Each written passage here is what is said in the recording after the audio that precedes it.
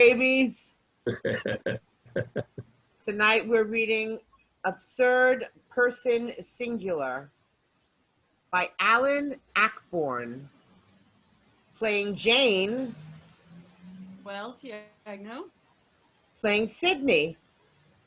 Bernard Bosio. Playing Ronald. Michael Janove. Playing Marion. Heather Violanti. Playing Eva. Valerie O'Hara. And playing Geoffrey. Tom Kane. Act 1. Sidney and Jane Hopcroft's kitchen of their small suburban house last Christmas. Although on a modest scale, it is a model kitchen. While not containing all the gadgetry, it does have an automatic washing machine, a fridge, electric stove, and a gleaming sink unit. All these are contained or surrounded by smart Formica-type working surfaces with the usual drawers and cupboards. The room also contains a small table, also Formica top, and matching chairs. When the curtain rises, Jane, a woman in her 30s, is bustling around wiping the floor. Cupboard doors, working surfaces, in fact, anything in sight with a cloth. She sings happily as she works. She wears a pinafore and a bed. Sorry, guys. Sorry, my internet is weird. I just did a whole play. No problems. My apologies. She wears a pinafore and bedroom slippers, but under this, a smart new party dress. She is unimaginatively made up and her hair is tightly permed. She wears rubber gloves to protect her hands. As Jane works, Sidney enters, a small dapper man of about the same age. He has a small trimmed mustache and a cheery, unflappable manner. He wears his best, rather old-fashioned, sober suit. A dark tie, polished hair, and shoes complete the picture. Hello, hello. What are we up to out here, eh? Just giving it away. Dear, oh dear, good gracious me. Does it need it? Like a battleship, just like a battleship. They need you in the Royal Navy. Silly. No, the Royal Navy. Silly. Sidney goes to the back door, turns the Yale knob, opens it, and sticks his hand out. Oh, still raining, I see. Oh, shut the door, it's coming in. Cats and dogs, dogs and cats. 1823. 1823. Getting on. 7 minutes, they'll be here. Oh. Now, I've got a few games lined up. Games? Just in case. Oh, good. I've made a parcel for Pass the Parcel, sorted out a bit of music for musical bumps, and thought out a few forfeits. Good. I've thought up some real devils. I bet. Just in case things need jollying up. I don't want to disappoint you, but we're not going to be out here for drinks, you know. Yes, I know. Well, the way you're going, Well, then I want to look. I doubt it. The ladies might. I don't imagine the wife of a banker will particularly choose to spend her evening in the kitchen, smart as it is. No. I doubt if she spends very much time in her own kitchen, let alone ours. Still.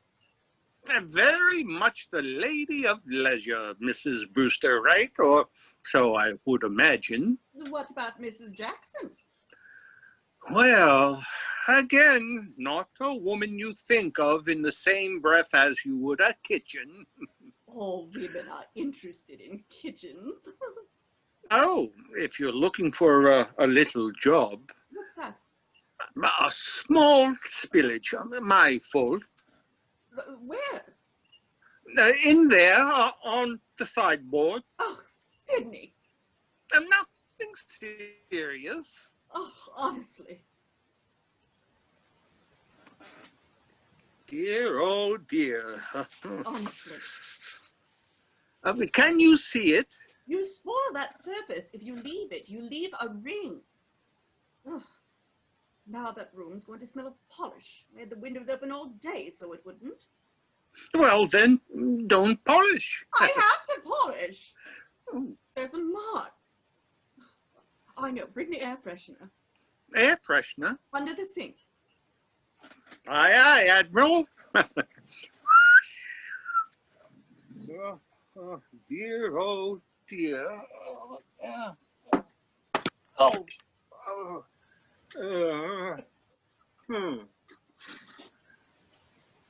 Shake before use. Remove cap. Hold away from body, depressing the button. Oh, dear, oh, dear. What are you doing?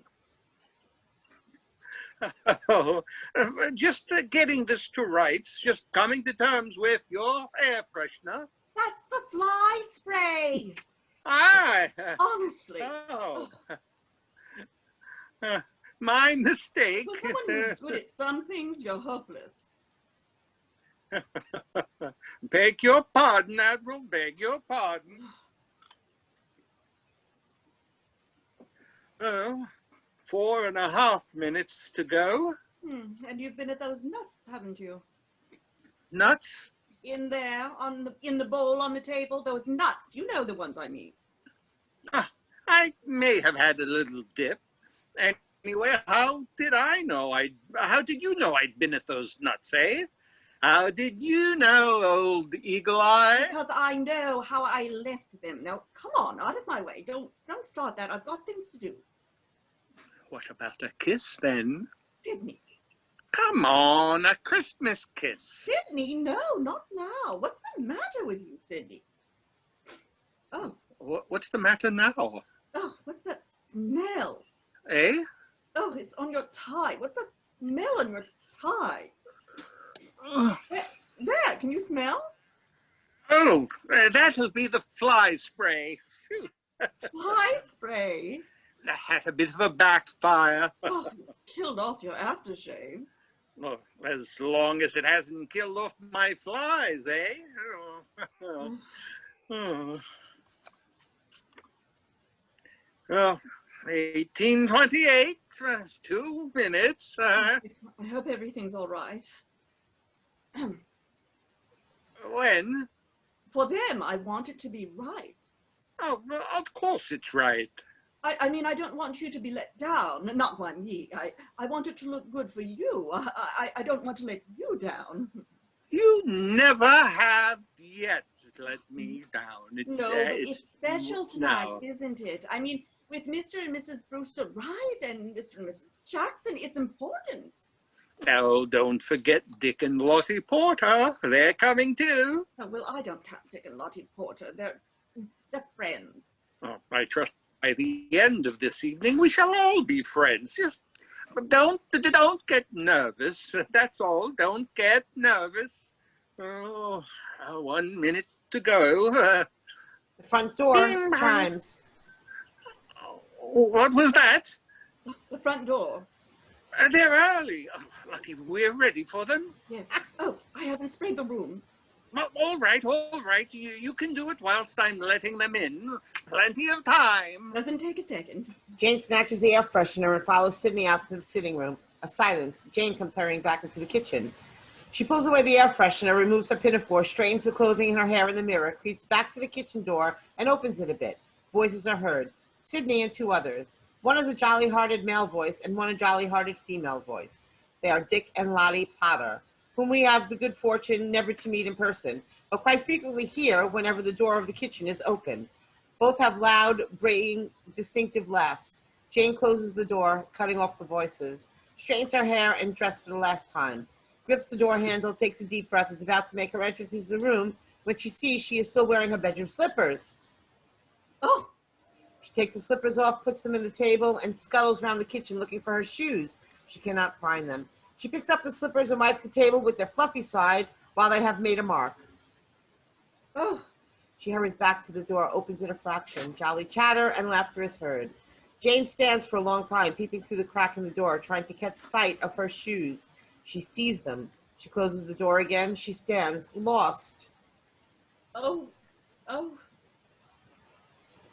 The door opens, laughter from off. Sidney comes in laughing. He closes the door, then the laughter cuts off abruptly. Come on, what are you doing? I can't. What? I've got no shoes. What do you mean, no shoes? They're in there. Where? By the fireplace. I left them so I could slip them on. Well, then why didn't you? I didn't have time. I forgot. Well, come and get them. No. It's only Dick and Lottie Potter. You fetch them. I can't fetch them. Yes, you can. Pick them up and bring them in here. But I am... Oh, Sidney, please. The dear old dear. What a start, I say, what a start. They've stopped talking. Have they? Wondering where we are, no doubt. Well, go in. Here. What? Take these. What do I do with these? The whole cupboard. You're really expecting rather a lot tonight, aren't you? I'm sorry. Yes, well, it's got to stop. It's got to stop. I have to entertain out there, you know. He opens the door and starts laughing heartily as he does so. Sidney goes out, closing the door. Jane hurries about nervously, making still more adjustments to her person and checking her appearance in the mirror. At length, the door opens, letting in a bellow of laughter. Sidney returns, carrying Jane's shoes. Yes, I will. I'll tell her that, Dick. Here. Oh, thank goodness. Now, for heaven's sake, come in. Yes, I'm sorry. What did Dick say? When? Just now, that you told him you'd tell me. I really can't remember. Now then.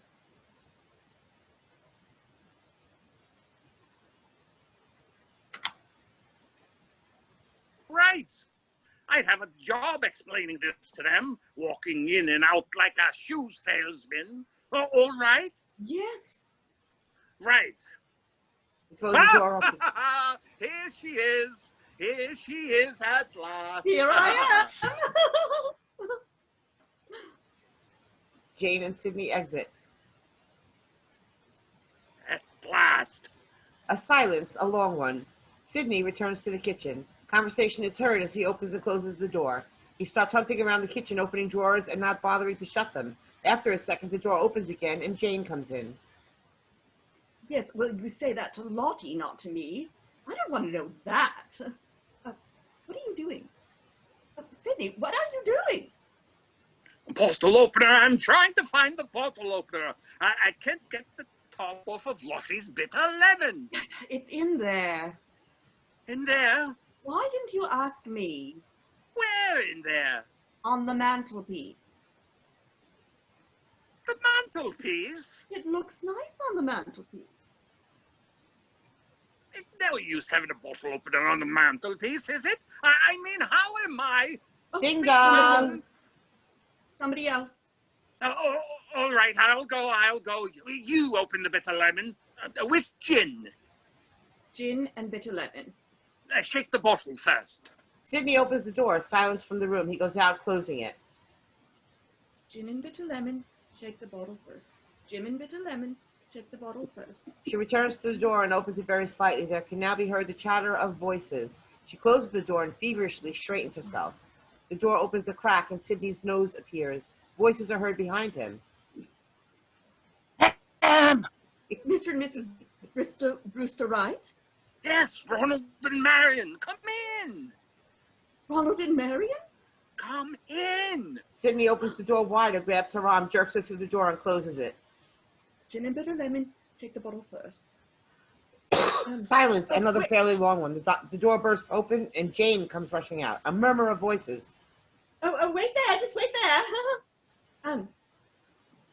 Ronald, a man in his mid-40s, enters, impressive, without being distinguished. He is followed by an anxious Sidney, Ronald holding one leg of his trousers away from his body. He has evidently gotten drenched. Dear, oh dear, I'm terribly sorry. Oh, that's all right. Can't be helped. Oh, here's a cloth. Oh, thank you. Yes, yes. I'll just use this one if you don't mind. Well, what a start, eh? What a grand start to the evening. Really, Jane. I'm terribly sorry. I didn't realize it was going to splash like that. Well, tricky thing, sodas, siphons. You either get a splash or a dry gurgle. Never a happy medium. Oh, your nice suit. Oh, good God, it's only soda water. Probably do it good, eh? I don't know about that. Thank you very much. Well, it's wet enough outside here. I didn't expect to get wet inside as well. No. Terribly sorry. Oh, accidents happen. Soon dry out. I'll run around a bit. I'll tell you what. Now, I could just let you have a pair of my trousers from upstairs while yours dry. Oh, yes. No, that's all right. I'll stick with these. Hate to break up the suit, eh?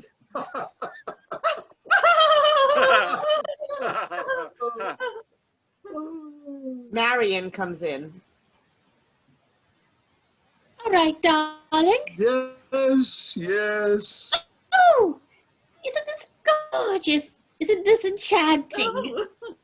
Oh, what a simply dishy kitchen. Aren't you lucky? Well, What a simply dishy kitchen. Oh, sorry, I read that already. It's so beautifully arranged. Ronnie, don't you agree? Isn't it splendid? Just look at these working surfaces, and you have a gorgeous view from that window, I imagine. Oh, well... It must be stunning. You must look right over the fields at the back. No. no, we just look into next door's fence. Well, which way are the fields? I've no idea. Oh, extraordinary. I must be thinking of somewhere else. Mind you, we've got a good 10 yards to the fence. On a clear day, eh? Beg pardon? Oh, look, Ronnie. Do come and look at these cupboards. Eh? Look at these, Ronnie.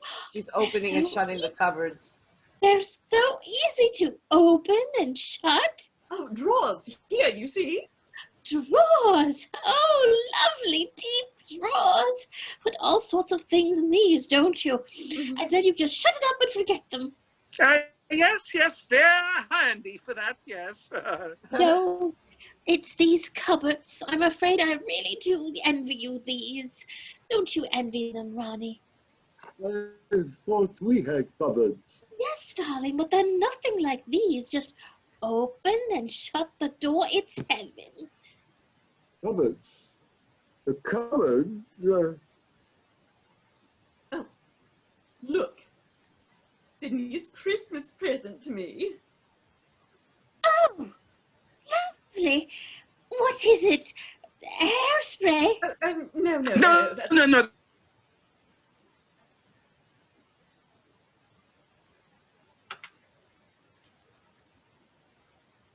Oh, that's a washing machine. Under there. How thrilling. What a marvelous Christmas present. Well, yes. Do tell me, how do you manage to keep it a surprise from her? Well, I mean, don't tell me he hid it or wrapped it up. I don't believe it. no, I just arranged for the men to deliver it and plumb it in. They flooded the kitchen. Super. You see, it's the automatic. It's got all the programs and then spin drying and soak. Oh, good heavens, Ronnie, come here at once and see this. What's this? Whites, coloreds? My God, it's apartheid. Pepcard. What's this minimum icon? What on earth is that? Oh, no, minimum iron. Don't tell me it does the ironing too. Oh, well, no, it... Ronnie, have you seen this extraordinary machine? Yes. It not only does your washing and your whites and your blacks and your colors and so on, it does your ironing. No. No. Oh, we should we shall soon be totally redundant. Ah, what a She picks up- pointless smell. She picks up the spray and fires it into the air and inhales. It's almost too good to waste on flies, isn't it? Now, where? Oh, it's a little like your husband's gorgeous cologne, Shirley. Well, Ding dong. Oh, good gracious, what was that? Does that mean your shirts are cooked or something? No, the front doorbell. I see, how pretty. Someone else has arrived. yes, I better go. It won't be a minute. Oh, no, I'll go. No. No, I'll go. Jane hurries out, closing the door. I do hope your Mr. and Mrs. Potter don't feel terribly abandoned in there. They're splendidly jolly, blooming people, aren't they? Yes, Dick's a bit of a laugh. Enormous. Now, you must tell me one thing, Mr. Hopcroft. How on earth did you squeeze that machine so perfectly under the shelf? Did you try them for size, or were you terribly lucky? No, I went out and measured the machine in the shop. Oh, I see. And then I made the shelf, you see. So it was the right height. No, I mean, how on earth did you know it was going to be right? Oh, well, that's the way I built it. No, you don't mean this is you? Yes, well, the shelf is. Ronnie! Hmm? Ronnie, darling, what are you reading? No, that'll be the instruction book for the stove. Oh, is that what it is? I was just trying to work out what I was reading. Couldn't make heads or tail. Darling, did you hear what Mr. Hopcroft. Sidney, isn't it? Sidney was saying on his own. He went out and measured the machine and got all his screws and nails and heaven knows what and built the shelf himself. Good Lord. Well, I've got some more shelves upstairs for the bedside. And also I've partitioned off part of the spare bedroom as a walk-in cupboard for the wife.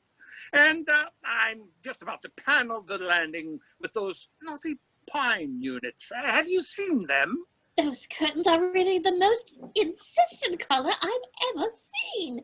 They must simply just cry out to be drawn in the morning. Dear, it's Mr. and Mrs. Jackson. Oh, Jeff and Eva, is it? All right, I'll be right in to say hello. Jeff and Eva Jackson? Yes, do you know them? Oh, yes, rather. Darling, it's Jeff and Eva Jackson. Jeff and Eva who? The Jacksons! Oh, Jeff and Eva Jackson. That's nice, isn't it? Yes. Are you coming in? Yes. I haven't seen them for ages. They've left the dog in the car. Oh, good. Have they a dog? Yes. Oh, how lovely. We must see him. He's very big. Yes, well, lead on, dear. Jane opens the door. A burst of conversation from the sitting room. Jane goes out. Sidney holds the door open for Marion, sees she is not following him, and torn between his duties as a host, follows Jane off. We'll be in there. Ronnie, Hmm? come along, darling. I was just trying to work out how this thing does the ironing. Don't see it at all. Just rolls into a ball. Darling, do come on. I think that woman's got it wrong. Darling, Hmm? make our excuses quite shortly, please. Had enough, have you? We've left the boys. Oh, they'll be all right. What? Oh, the other one. Oh, Potter, isn't it? Well, I honestly don't think I can sit through many more of his jokes. I thought they were quite funny. And I've never had such a small gin in my life. Completely drowned. Really?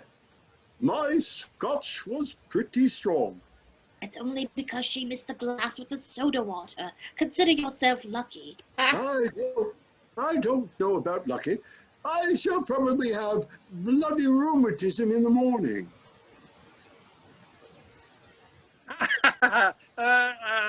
Mrs. Brewster Wright, I wonder if you'd both... Oh, yes, we're just coming. We can't tear ourselves away from your divine kitchen. Can we, Ronnie? 5 minutes. Righto. They all go out, closing the door. Silence. Jane enters with an empty bowl. She hurries to the cupboard and takes out a jumbo bag of crisps and pours them into the bowl. She is turning to leave when the door opens again, and Sidney hurries in, looking a little fraught. Tonic water! We've run out! Tonic water. Down there in the cupboard. Right! You think it's going all right? Fine. Now, get back there! Will you ask Lottie to stop eating all these crisps? Nobody else has had any. Jane goes out, closing the door behind her. Sidney searches first one cupboard, then another, but cannot find any tonic. Oh dear. Sidney hurries back to the party, closing the door behind him. After a second, Jane enters, looking worried, closing the door behind her. She searches where Sidney has already searched, and she finds nothing. Oh. Sidney enters with a glass of gin and a slice of lemon. He closes the door. Is it there? Yes, somewhere. Well, come along, she's waiting. Well, I've just got to find it. Oh dear. Tidy them away somewhere. Well, there was no point in tidying them away, was there? We're having a party. Well, it just looked tidier. You go back in, I'll bring them. Now, that was your responsibility. We agreed buying the beverages was your department. I hope you haven't let us down. No, I'm sure I have. Well, it's very embarrassing for me in the meanwhile, isn't it? Mrs. Brewster Wright is beginning to give me anxious looks. Oh? Well, then. Sidney goes back in. Jane stands helplessly. She gives a little whimper of dismay. She's on the verge of tears, then a sudden decision. She goes to a drawer, reaches to the back, and brings out her housekeeping purse. She opens it, takes out some coins. She runs to the center of the room and looks at the clock. 1922. 13, 14, 15, 16, 17, 18, 19, 722. She hurries to the back door and opens it. She holds out her hand, takes a tentative step out and a hasty step back. She is again in a dilemma. She closes the back door. She goes to the cupboard just inside the door and, after rummaging about, emerges holding a pair of men's large Wellington boots in one hand and a pair of plimsolls in the other. Mentally, tossing up between them, she returns the plimsolls to the cupboard. She slips off her own shoes and steps easily into the Wellingtons. She puts her own shoes neatly in the cupboard and rummages again. She pulls out a large men's gardening raincoat. She holds it up, realizing it's better than nothing, puts it on. She hurries back to the center of the room, buttoning it as she does so. 1924. She returns to the back door, opens it, steps out. It's evidently pelting down. She stands in the doorway, holding up the collar of the coat and ineffectually trying to protect her hairdo from the rain with the other hand. Frantically. Oh! She dives back into the cupboard and reemerges with an old hat. She looks at it in dismay. After a moment's struggle, she puts it on and hurries back to the center of the room. 25? Jane returns to the back door, goes out, leaving the door slightly open. After a moment, Sidney returns, clutching the glass. Jane! Good gracious me! Eva comes in. May I have a glass of water?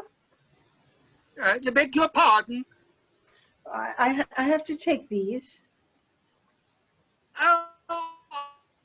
Oh yes, there's a glass here somewhere, I think. Thank you. Oh, here we are.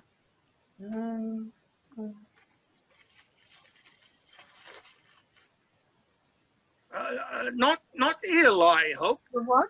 Oh, thanks. What? Not ill, I hope. The pills, not ill. Oh, it depends on what you mean by ill, doesn't it? If you mean they prevent me from turning into a raving lunatic, the answer is probably yes. Raving lunatic, yes. But I always say it helps to be a bit mad, doesn't it? I mean, we're all a bit mad. I'm a bit mad.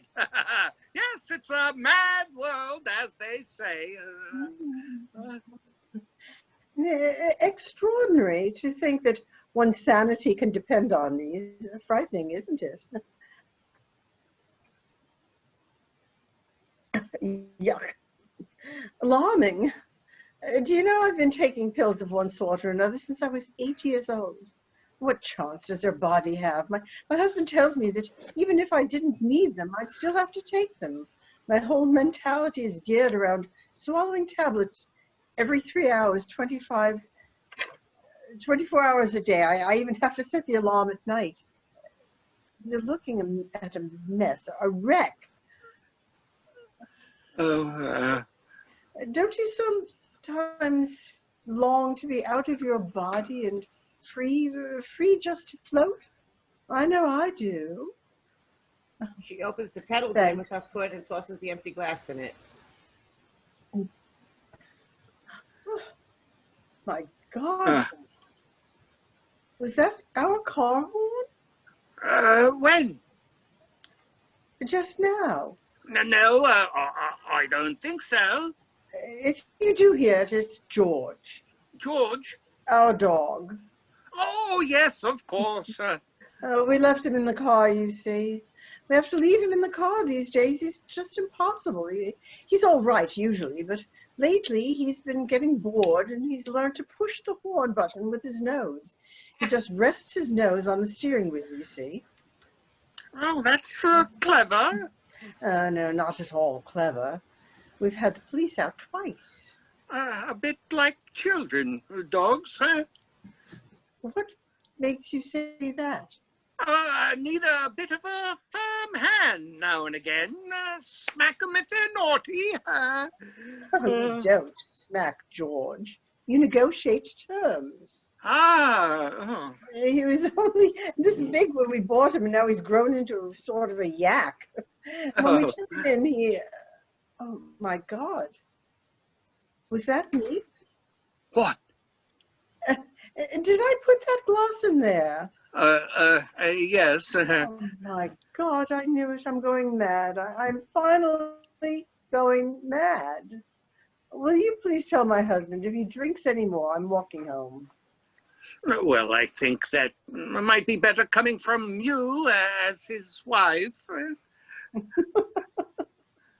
Oh, you really think he'd listen to me? He doesn't even know I'm here. As far as he's concerned, my existence ended the day he married me. I'm just an embarrassing smudge on a marriage license.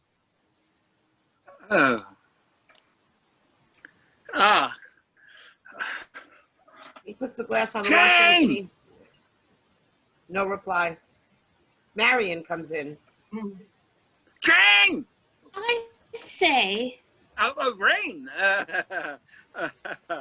Oh, yes, dreadful. I say, I think you dashed away with my glass. I'm sorry. Here. Thank you. I was getting terribly apprehensive in case I had gone into the washing machine. Oh, that's lovely. Just that teensy bit stronger. You know what I mean, not too much tonic. No, well, Perfect. Actually, that's the chin, that is. Oh, good heavens, so it is. What are you trying to do to me? I can see we're going to have to keep an eye on you, Mr. No, you're safe enough with me. Yes, I'm sure. The mistletoe's in there. Well, what are we waiting for? Lead on, Mr. Follow me. Oh, my God. Marion goes out and closes the door. Jane arrives at the back door, still in her hat, coat, and boots. She's soaking wet. She carries a carton of tonic water. She rattles the back door knob but has locked herself out. She knocks gently, then louder, but no one hears her. She rattles the knob again, pressing her face against the glass. We see her mouth opening and shutting, but no sound. Eventually, she gives up and hurries away. After a second, Sidney returns. He has the crisp bowl, which is again empty. He's about to refill it when he pauses and looks around the kitchen, puzzled and slightly annoyed. He goes to the back door and opens it. Jane!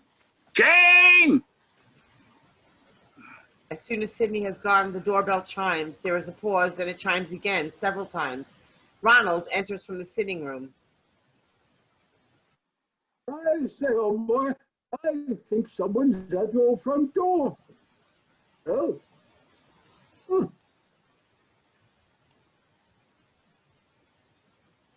No, he seems to have gone out. I suppose we'd better, The doorbell chimes once more. Sidney returns, closing the back door. He finds a towel and dabs his face and hair. Dear, oh dear. He shakes his head and returns to his crisps. Suddenly, the living room door bursts open and Jane enters hurriedly in her strange garb, boots squelching. She shuts the door behind her and stands against it, shaking and exhausted. Sidney turns and throws the bag of chips in the air in his astonishment. Oh, my goodness. Oh, Oh, my goodness. what are you doing? Oh, What do you think you're doing? I went out to get the tonic. Like that? Well, I couldn't find, I didn't want that. You went and came in again like that? Well, I thought he'd just slip out the back on the off license and slip in again, but I locked myself out. I had to come in the front. But who let you in? Mr. Brewster Wright. Mr. Brewster Wright? Mr. Brewster Wright let you in like that? What did he say? I don't think he recognized. I'm not surprised. Well, I couldn't look at him. I just ran straight past him and right through all of them and into here. Like that? Yes. But what did they say? They didn't say anything. They just stopped talking and stared, and I ran through them. I couldn't very well explain to them. But... Well, you'll have to go back in there and explain. No, I couldn't. Of course you must. I don't think I can face them. Oh, you can't walk through a respectable cocktail party, the hostess dressed like that without an apology. Oh, I couldn't. Now, you take off all that and you go back in there and explain. Oh, I just want to go to bed. Well, you cannot go to bed. Not at 1947. Now, take off that coat. Jane squelches to the cupboard. Ronald opens the kitchen door. He's talking over his shoulder as he comes in, carrying a glass of scotch. Oh, no. Jane has no time to unbutton her coat. Rather than face Ronald, she rushes out of the back door hatless, abandoning her headgear in the middle of the kitchen table. Sidney, trying to stop Jane, lunges after her in vanity. The door swings behind her. Sidney stands with his back to it. Hey, there you are, old chap. Hello. Just popped up, did you? Oh, yes, just popped out. Something rather odd. Someone at the door just now. A little short chap, hat, coat, boots, and buttons, just stepped straight through. You catch a glimpse of him? Him. Oh, belongs here, does he? I mean, Oh, yes. well, as long as you know about him, might have been after your silver. I mean, you never know. Not these days. No, indeed. No, he was from the off license. Really? Brought round our order of tonic, you see. Ronald stares at the hat on the table. Sidney notices and picks it up. Oh, silly fellow left his hat. He picks up the hat, walks to the back door, opens it, throws the hat out. He closes the door. Not the night to forget your hat. No, indeed. Mind you, frankly, he didn't look all that there to be. wild-eyed. That's what made me think. Quite right. Ought to get him to come around the back, you know. Take a tip from me. Once you let the tradesmen into the habit of using your front door, you might as well move out there and then. Well, quite in my own particular business, I always insist that my stock... Oh, yes, of course. I was forgetting you're in business yourself, aren't you? Well, in a small way at the moment. My wife and I think I explained... Yes, of course, and doing well. Well, for a little general store, you know, mustn't crumble. Good to hear someone's making the grade. Well, these days, Quite. I know this isn't perhaps the moment. I mean, it probably isn't the right moment, but nonetheless, I hope you've been giving a little bit of a thought to our chat the other day, if you've had a moment. Sure. Oh, yes. Shit. At the bank. Well, yes, it's probably not, as you say, the moment, but as I said then, and this is still off the cuff, you understand? I think the bank could probably see their way to helping you out. Ah, well, that's wonderful news. You see, as I envisage it, once I can get the necessary loan, that means I can put in a definite bid for the adjoining site, which hasn't incidentally come on the market. I mean, as I said, this is all purely through personal contact. Quite so, yes. I mean, the site value alone, just taking it as a site, you follow me? Oh, yes. But it is a matter of striking while the iron's hot, before it goes off the boil. Before, I mean, in this world, it's dog eat dog, isn't it? No place for sentiment. Not in business. I mean, all right. So on occasion, you can scratch mine, I'll scratch yours. Beg your pardon? Tit for tat, but when the chips are down, it's every man for himself, and blow you, Jack, I regret to say. Exactly. The sitting room door opens. Geoffrey enters. Good-looking, confident, easygoing. He carries a glass of scotch. Ah, is there a chance of sanctuary here? Hello. Like the Potter's harem in there. Dick's still at it. Yes, keeping the ladies amused with jokes. Is he? Oh, dear. I'd better in a minute. Oh, you'll never stop him. Is he always like that? Or does he just break out at Christmas? No, no. Dick's a great laugh all year round. You say. You don't say. He's a very fascinating character, is Dick. I thought you'd be interested to meet him. I mean, so's she, in her way. Very colorful. They're both teachers, you know, but he's very involved with youth work of all types. He takes these expeditions off to the mountains. A party of lads walks in Scotland. That sort of thing. A wonderful man with youngsters. Really? Got a lot of facets. Got a good-looking what? Lottie, yes, she's a fine-looking woman, always very well turned out. Yes, she seems to have turned out quite well. I mean, she does the same as him with girls. I beg your pardon? Hiking and so on, with the brownies mainly. Oh, I see. Oh. Well, better join the brownies then, hadn't we?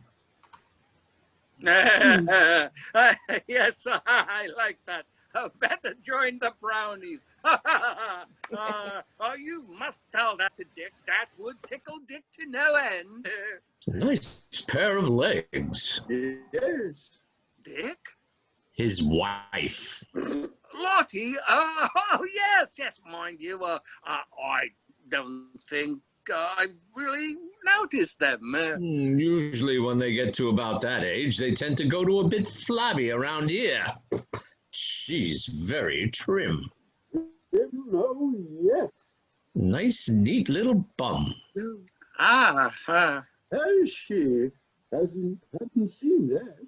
I was watching her, getting up and stretching out for the crisps. Very nice indeed. Oh, well, I'll keep an eye out.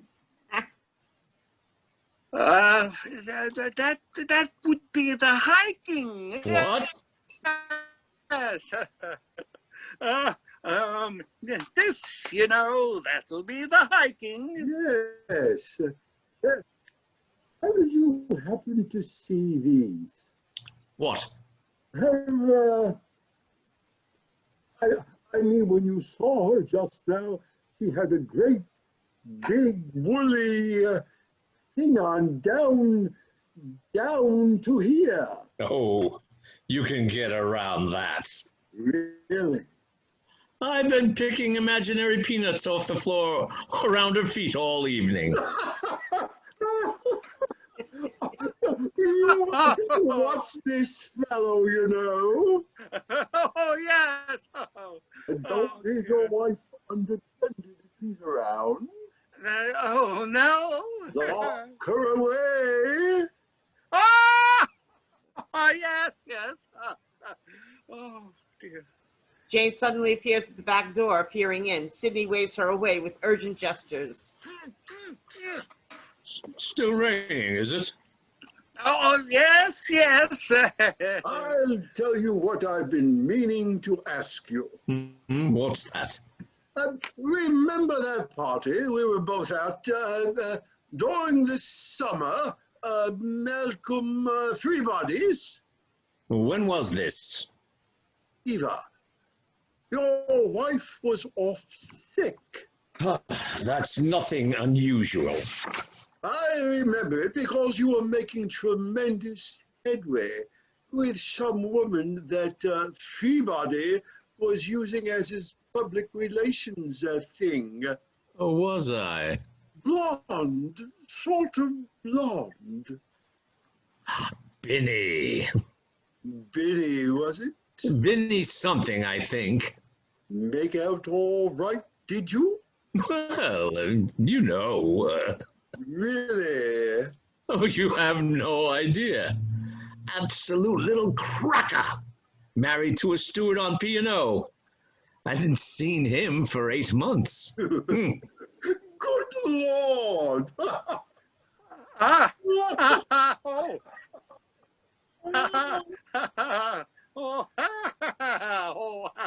And what have you done with yours? Buried her in the garden? What? No. But he's about somewhere. Wish I could lose mine sometimes. Her and that dog. There's hardly room for me in the flat. I mean, between the two of them, they've completely reduced the flat to rubble. I mean, I'm very fond of her, bless her. She's a lovely girl, but she just doesn't know what it's all about. She really doesn't. Maybe, I still think you're pretty lucky with Eva. And why is that? Well, she must have a jolly good idea by now about your, Yes, I should imagine she probably has. Well, there you are. Oh, now, come off it. Nonsense. She chooses to live with me. She lives by my rules. I mean, we've always made that perfectly clear. She lives her life to a certain extent. I live mine. Do what I like within reason. It's the only way to do it. Oh, good gracious. I wish you'd have a chat with Marion. Convince her. Any time. Pleasure. Yes. Well, perhaps not in second thought. No, seriously. Any man, it doesn't matter who he is, you, me, anyone, him, Eh? got to get it organized. I mean, face it, there's just too much good stuff wandering around, simply crying out for it for you not to. Living room door opens. Eva appears. Behind, Dick Potter, still in full flow, laughing. Anyway, I think that would be a good idea, don't you? To stay out here all night. Oh dear, we seem to have neglected the ladies. Neglected. Oh. We thought we'd been bloody well abandoned. Can't manage without us, you see. We can manage perfectly well, thank you. It just seemed to us terribly rude, that's all. Oh, good God. Anyway, your jolly friends are leaving. Oh, really, Dick and Lorty, I'd better pop out and see them off then. Excuse me. And, darling, unless you want to see our car towed away again, horn blazing, we'd better get our coats. No, he's not at it again. Past his supper time. Oh, honestly, Eva. Don't answer me, darling. He's your dog. What do you mean he's my dog? Your dog, your house, your car, your wife, we all belong to you, darling. And we all expect to be provided for. Now, are you coming, please?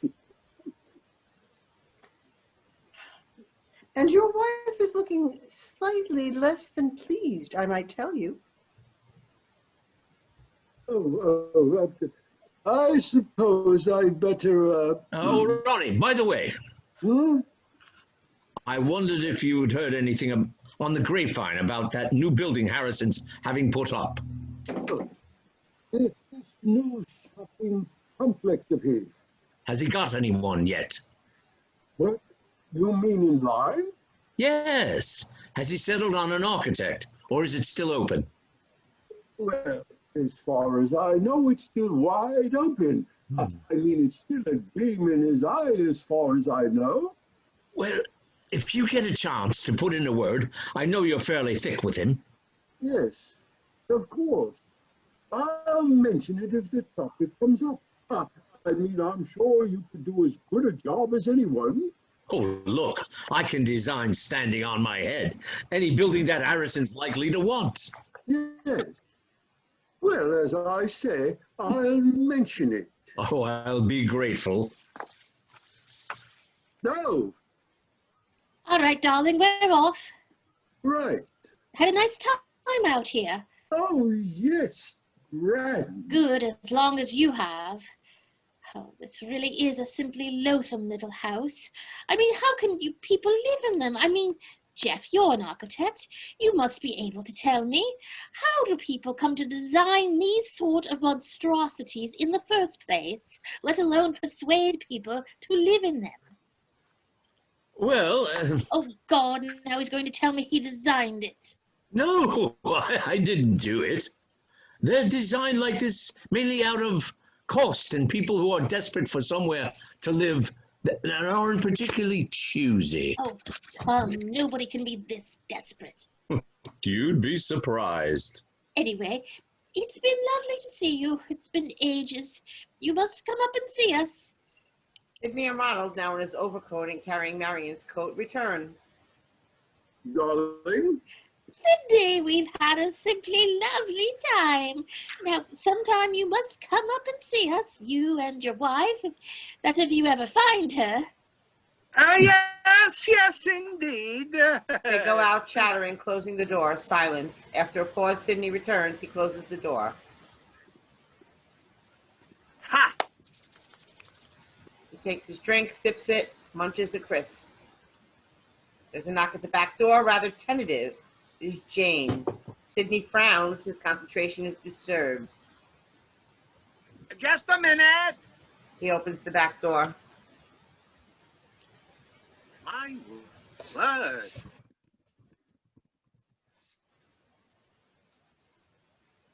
Can you speak, Jane? Oh, I saw them leaving. Yes, all gone now. They said for me to say goodbye to you. Oh, And where have you been? in the garden. Where else? Where do you think?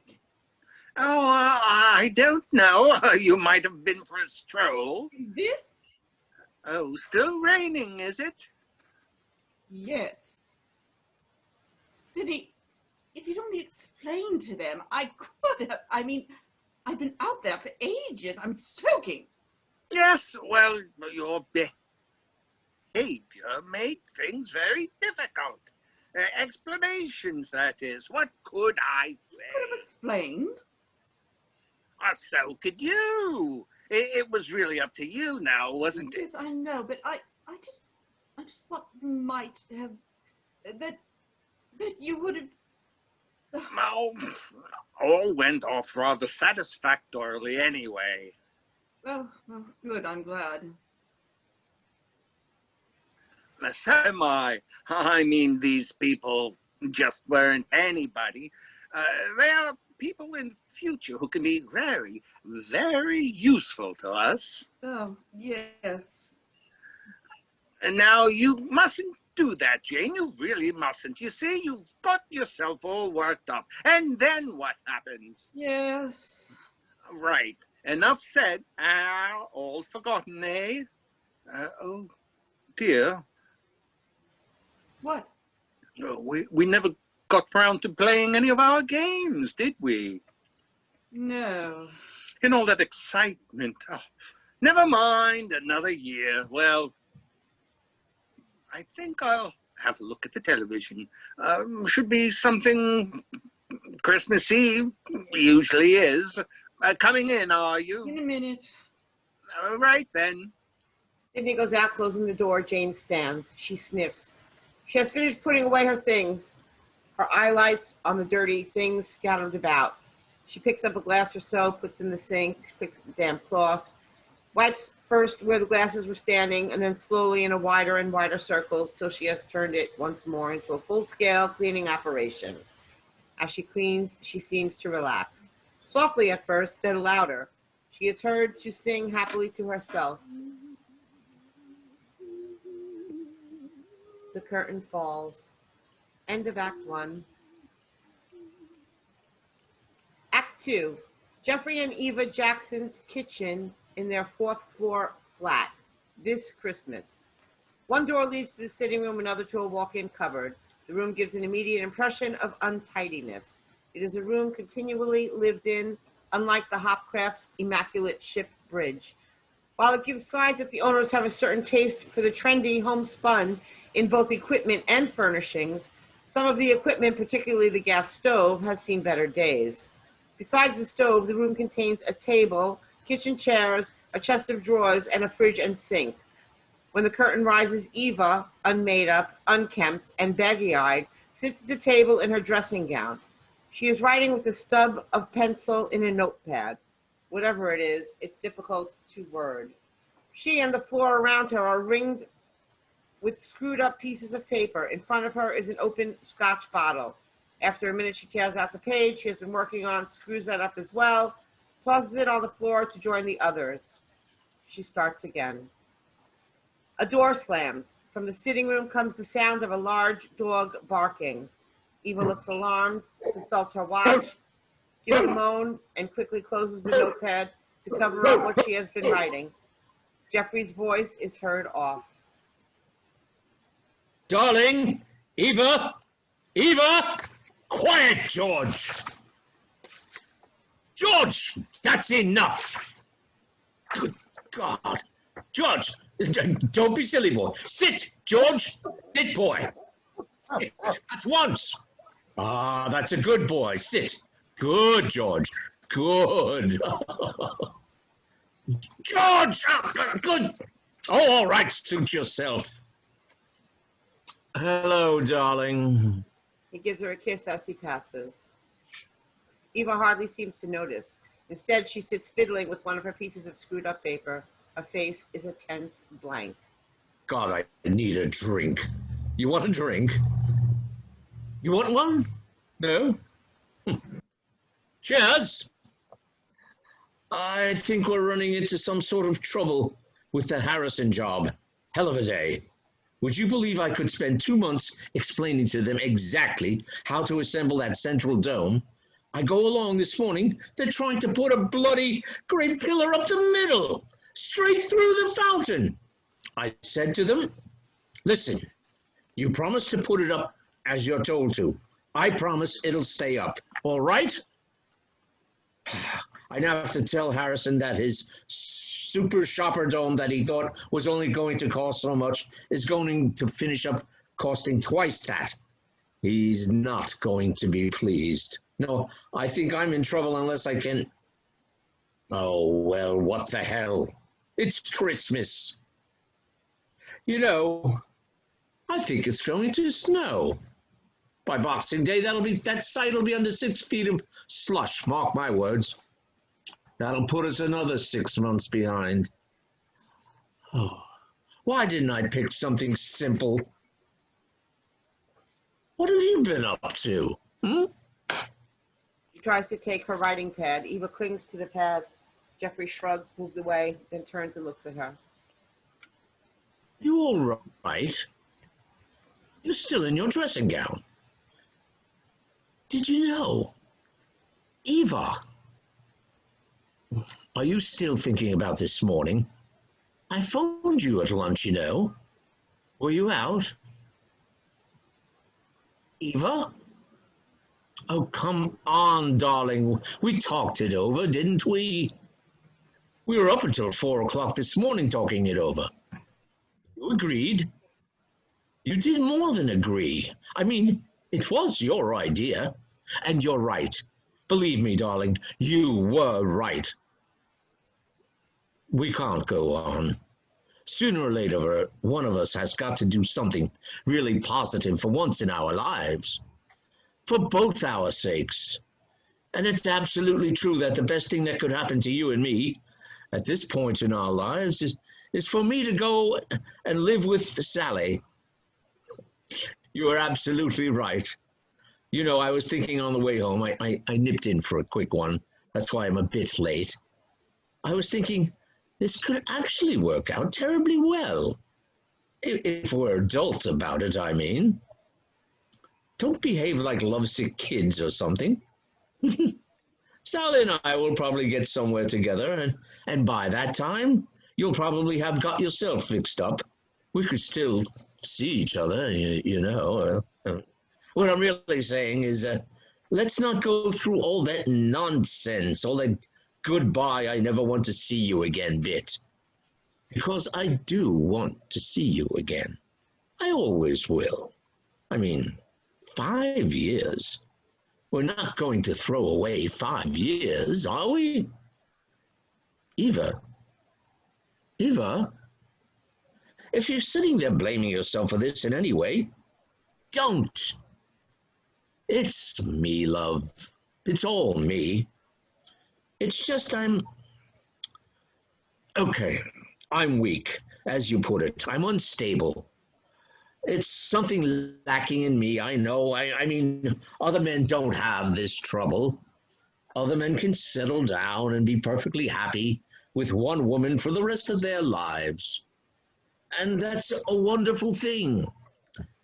Do you think I don't envy that?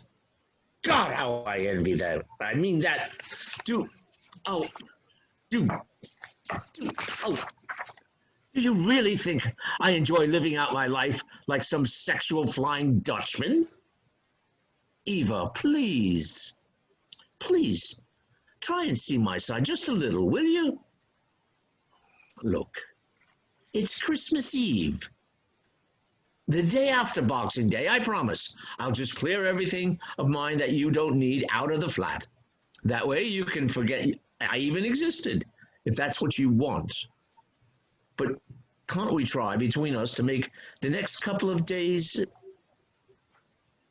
Did I say it's Christmas Eve? Oh, haven't we got some people coming round? Yes, surely. Oh, what time did we ask them for? Oh, my God. You didn't remember to put them off by any chance? Did you? No? Well then, have we got anything to drink in the house, apart from this? Oh, we'll have that for a start. Now then, what else have we got?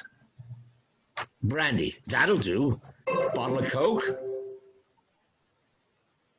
Aha, what's this? Tonic wine. Oh, who's been drinking tonic wine? Is that you, Eva? Oh, for heaven's sake, Eva. You've made your point. Now snap out of it, will you? We have lots of people coming around and we were due 5 minutes ago. Now come on. Okay, I get the message. Okay, there is no help or cooperation to be expected from you tonight? Is that it? All systems shut down again? Have they? Oh. All right, all right. It won't be the first time, don't worry. I mean, it's not as if you're particularly famous as a gracious hostess, is it? It hasn't been unheard of you to disappear to bed in the middle of a party and be found later reading a book. I should think our friends will be a little disappointed if you do put in an appearance. When I say our friends, perhaps I should say yours. I will remind you that, as so far as I can remember, all the people coming tonight come under the heading of your friends and not mine. And if I'm left to entertain them tonight because you choose to opt out, I shall probably finish up being very, very rude to them. Is that clear? Right. You have been warned. Yes, I know. You're very anxious, aren't you, that I should go and work for the up-and-coming Mr. Hopcroft? Ha! So is up-and-coming Mr. Hopcroft? But I can tell you both, here and now, I have no intention of helping to perpetrate his squalid little developments. What I lack in morals, I make up in ethics. Geoffrey stamps down into the sitting room with the tray. George, this is not for you. Get down, I said. Get down! There's a crash of a bottle. Really? Damn dog, get out of it! George returns with a couple of old coffee cups, which he puts in the sink. That room is like a very untidy cesspit. One quick drink, that's all they're getting. Then it's happy Christmas and out the bloody well go. Geoffrey goes out again. He takes with him the dishcloth. Eva opens her notepad and continues with her note. Geoffrey returns. He still has the cloth in the other hand. He has a pile of bits of broken dog biscuit. Half-chewed biscuit? Why does he only choose half of them? Can you tell me that? Eva, I am being very patient indeed. But in a minute, I really do believe I'm going to lose my temper. And we know what happens then, don't we?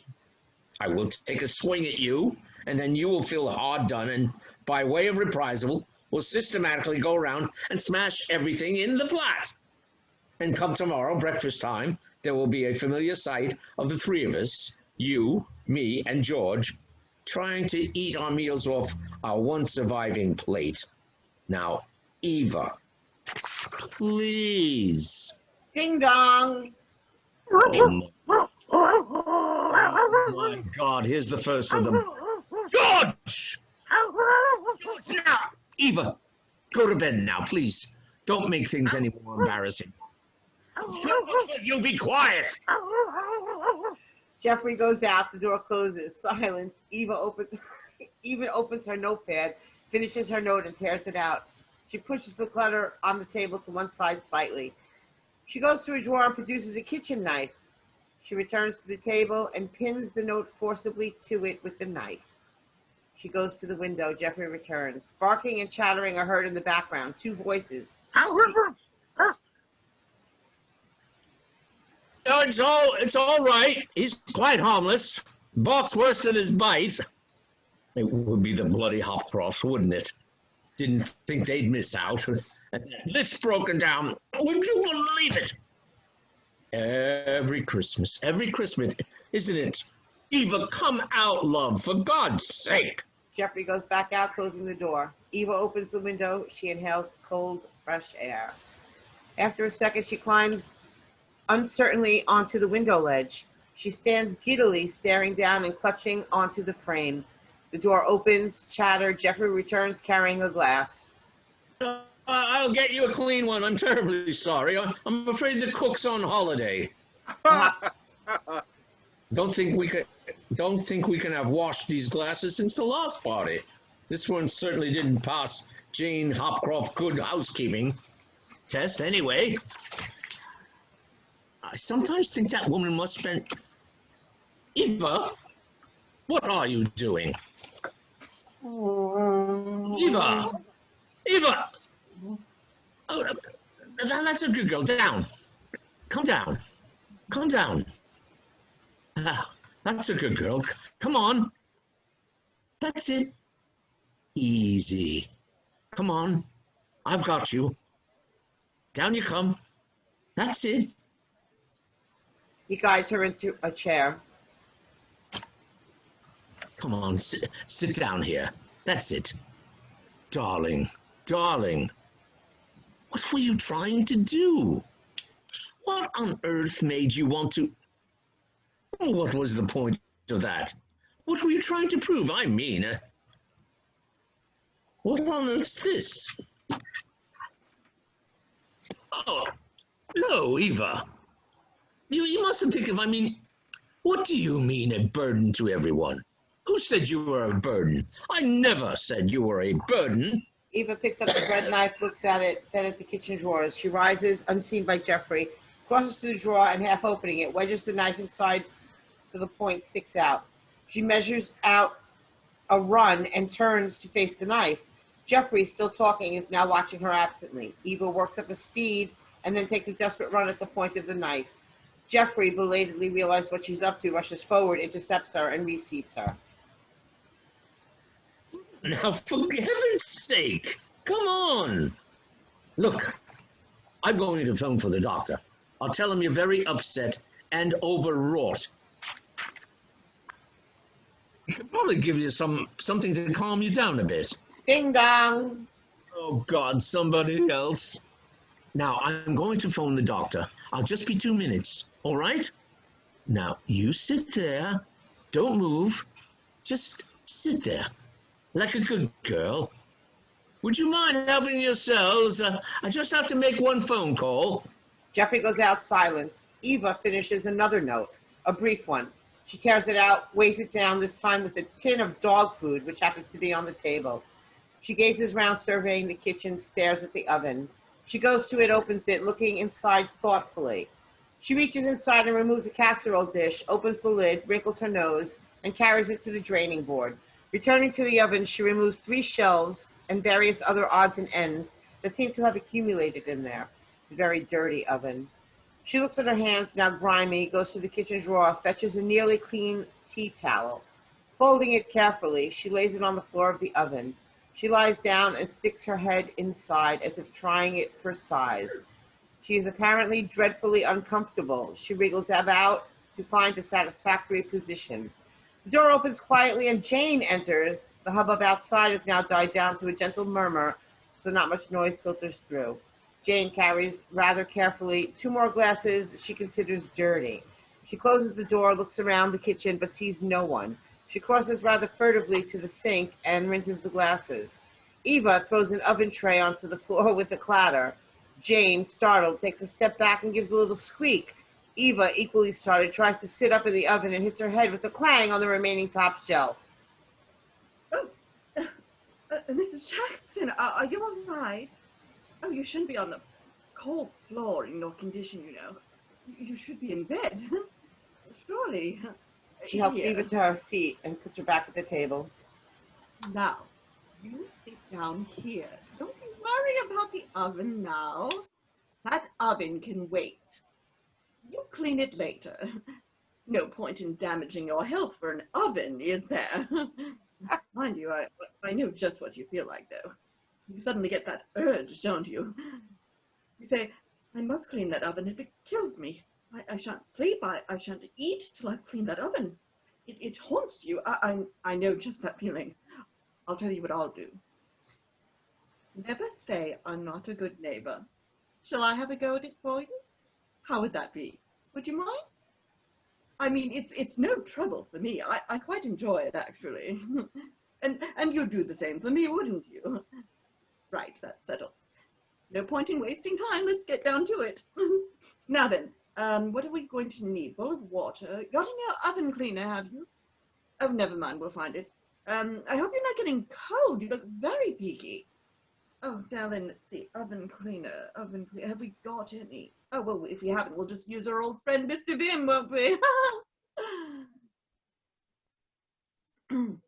Darling, listen, it looks as if I've got... Oh. Hello there. Oh, hello. Anything you want? Oh, I'm just being a good neighbor, that's all. Have you by any chance got an apron I could borrow? Yes, there. Oh, yes. Oh, couldn't see it for looking. What are you doing? We're getting your oven ready for tomorrow. That's what I'm doing. For what? For your Christmas dinner. What else do you think? For what? Yes, well, are you sure? Well, don't you worry about me. Oh, darling, Eva, look, I've phoned the doctor, but he's not there. He's apparently out on a call somewhere, and the fool of a woman I spoke to has got the address and no number. It'll be quicker for me to try and catch them there than sitting here for him to come back. Now, I'll be about 10 minutes, all right? You'll be all right, will you? Oh, don't you fret. I'll keep an eye on her. Mm-hmm. Oh, thank you. People downstairs are having a big dinner party. Promise to lend them some stuff. But they need forks. No forks. They're Muslims. 10 minutes. Doorbell rings. There's somebody. Oh, the Brewster Wrights, probably. Oh. Geoffrey goes out, the dog barking until the door is closed. All of yours, isn't he? Like a donkey. Huge. Do you know what Dick's brought him? Dick Potter? He has brought George a Christmas present. One of those rubber rings, you know, the ones you throw in the air. One of those. He loves it. He's been running up and down your hallway out there. Dick throwing it, him trying to catch it. Oh, but he's really wonderful with dogs, Dick. He really understands them. Do you know he nearly became a dog handler? Only he didn't have his proper eyesight, but he knows how to treat them. Doesn't matter what sort of dog it is either. He knows all their ways. Now then. Oh, ooh. This is going to be a big one, isn't it? Dear, oh dear. Well, never mind. Where there's a will. Oh, well, you haven't been trying to clean it with this, have you? Oh, you'll never clean it with this. Good old elbow grease, that's the way. Oh, shall I tell you something? Sidney would get so angry if he heard me saying this, but I'd far sooner be down here on the floor on my knees in the oven than out there talking. Isn't that terrible? But I'm never at ease, really, at parties. I don't enjoy drinking, you see. I'd just as soon be out here having a natter with you. Eva rises, opens the cupboard, pulls out a tin box filled with first aid things, and searches through the contents. Eventually, she finds a white cylindrical cardboard pill box, which is what she's looking for. She goes to the sink with it and runs herself a glass of water. She opens the box, takes out a couple of small tablets, and puts the box back in the draining board. She swallows one tablet with a great deal of difficulty and water. The same with the second. She leaves the tap running, pulls the cotton roll out of the box, and the rest of the pills rattle down the drain. Eva tries desperately to save some with a finger before they can disappear, running off into the tap. This proving ineffective, she tries with a fork. The door opens, barking and chattering are heard. Sidney enters. Hello. Where's everyone gone then? Oh dear, I just can't believe it. I just can't believe my eyes. You're at it again. What are you doing? She's under the weather. She needs a hand.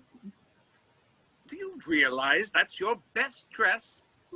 Bother my best dress. Mr. and Mrs. Brewster Wright have arrived, you know. Ron and Marion, I hope they don't chance to see you down there. And what's the trouble over here, eh? Can I help, since it seems to be in fashion this evening? Sidney takes the fork from Eva and seats in her chair.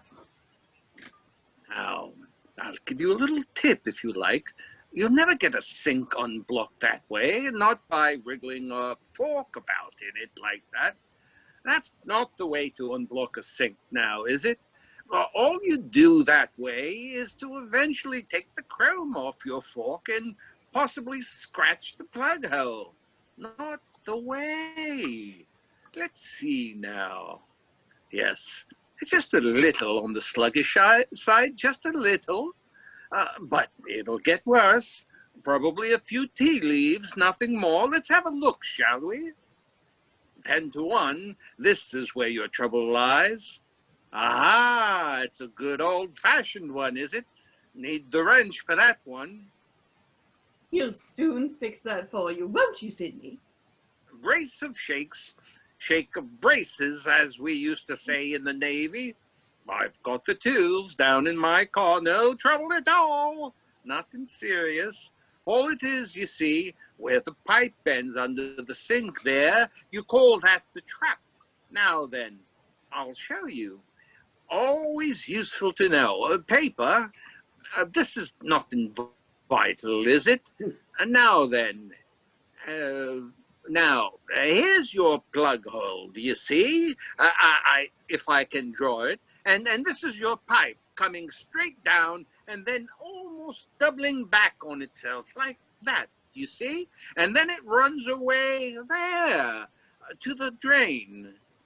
You want to know anything? You ask Sidney. And this little bit here's the actual drain trap. And all you have to do to get it open and out it comes. Easy when you know. Now I suppose I have to walk down 4 flights for my tools. Now don't worry, Lottie's keeping them entertained at the moment and Dick's busy with George, so everybody's happy, aren't they? It's at times like this you're glad of your friends, aren't you? Eva writes another brief note and places it in a prominent position on the table. She now rises and goes to a chair where there is a plastic washing basket filled with clean but unironed clothes. Coiled up on top is a washing line. She returns to the table. Jane, emerging for fresh water, catches sight of her. Oh, sorting out your laundry? Oh, you're a terror, aren't you? You're Wesley. Eva begins to pull the washing line from the basket. She finds one end and ties it in a crude noose. She tests the effectiveness of this on one wrist and, satisfied, pulls the rest of the rope from the basket. Every foot or so is a plastic clothes peg, which she removes. I think I'm going to win, though. I think I'm down to the metal anyway. That's something. There's about 8 layers on here. Eva comes across a pair of knickers and 2 pairs of socks, still pegged to the line. She removes these and replaces them in the basket. There's something stuck on the bottom here, like cement. You haven't had cement for dinner lately, have you? Eva stands with her clothesline, gazing at the ceiling. There are 2 light fittings, and her eyes rest on the one immediately above the table. She crosses to the door, clicks a switch, and just this one goes out. Whoa! Oh, where was Moses when the... Well, oh, what's happened? Bulb gone, has it? Oh, well, we'll get Sidney to fix that when he comes back. Keep him on the go. She returns to the oven again, changing her tune to something suitable. Eva climbs first into a chair and then onto the table, holding her rope. She removes the bulb and shade in one from the socket and places them on the table at her feet. She's beginning to yawn more and more frequently and is obviously beginning to feel the effect of the sleeping pills. Swaying slightly, she starts to tie the rope around the socket. This proves a difficult operation since she has far too much rope for the job. She finally manages a knot, which loosely encircles it. She gives the rope a gentle tug. It holds. She tries again. It still remains in position. She gives it a 3rd tug for luck. The rope slides down and pulls the socket away from the wires. The holder clatters onto the table and she is left clutching the rope. She stands swaying, more pronounced now, a faint look of desperation on her face. Ronald enters. Behind him we hear Lottie Potter's laughter, and more distant, a dog barking. Then how's our little invalid getting? Oh, good God! My dear girl, what on earth are you doing up there? Oh, no, she's a real terror, you know. Oh, she can't keep still for a minute. You could have hurt yourself up there, you silly thing. Ronald pulls up the rope, which is looped around Eva's wrist, and leaves it in her hands. Lucky I. Yes, it was. I mean, what was she trying to do? Bob's gone. Oh, yes, so it is. Well, you could have asked me to do that, you know. I'm no handyman, but even I can change a bulb. Sidney enters with his tools. Behind him we hear laughter and a dog barking. Here we are, back again. I brought everything just in case. Everything except the kitchen sink, and that's already there, eh? What? Oh, yes, very good. Except the kitchen sink. Oh, honestly. Hello. More trouble? Oh, nothing much. Just a bulb gone. Well, you've lost more than the bulb by the look of it. You've lost the whole fitting. Good gracious me. So we have. Look at that. Just the bare wires, you see? Yes, there's no thingamajig. Oh, just the wires, aren't there? Don't like the look of that. No. No. I mean, if that was to short across like it is, Yes. Yes. You could finish up with a fuse or a fire. Or worse. Worse? I mean, you've only got to be carrying, say, for instance, a pair of aluminum steps across the room, and you happen accidentally to knock against these wires. Electricity would be conducted down the steps straight to you. Natural earth, you see. Finish. I suppose that would go for a very tall man in say, a tin hat, eh? True. Not so probable, but true. Lucky it isn't the wartime. Oh, yes, in certain cases, one touch could be fatal. Better fix it, I suppose. I'd advise it. Going to have a go, are you? Well, I don't know. Looks a bit technical for me. Oh, very. Oh,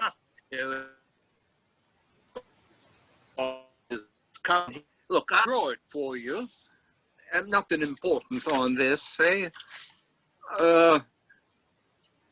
Now, you see, you've got your two wires coming across here, you see, like that. And then they go through the top of the plug, you know, excuse the drawing, and then you just screw the little ones onto the holes with the prongs, you see, and then you tighten your grubs. Screw your way to your bottom, and away you go. They'll be like. Exactly. Eva scrawls another note. Oh, well, that looks simple enough. Right. I'll get you a screwdriver, and I'll get going on the sink. Now then, let's get you fixed up. What have we got here? Good gracious, what a collection. Oh, this is just the set I keep in the car. Really? Get a lot of trouble with it, do you? Eva climbs slowly onto her chair, steps on the table, reaches out with both hands toward the bare wires. Jane, who has returned to her oven, turns in time to see her. Watch her! Hey! They grab Eva and they pull her back into her chair. They might have been alive. Yes. Might they? Well, how do we know they're not? But check the switches first. Yes. Well, don't you think we'd better? I mean, I'm going to be the one who, No, but check the switches, by all means. Sidney plays with both switches, plunging the room into darkness a couple of times. Oh, she's got a charmed life. Honestly, the sooner that doctor gets here. oh, he'll fix her up. He'd better. Yes, it's all safe. Ah, Should be anyway, and unless they put the switch on upside down, of course. how do we know they haven't? Well, you'll be the first to find out, won't you? You'll be the first to find. Well, let's get down to it, shall we? Yes. Each to his own. Each to his own. They prepare for their various tasks.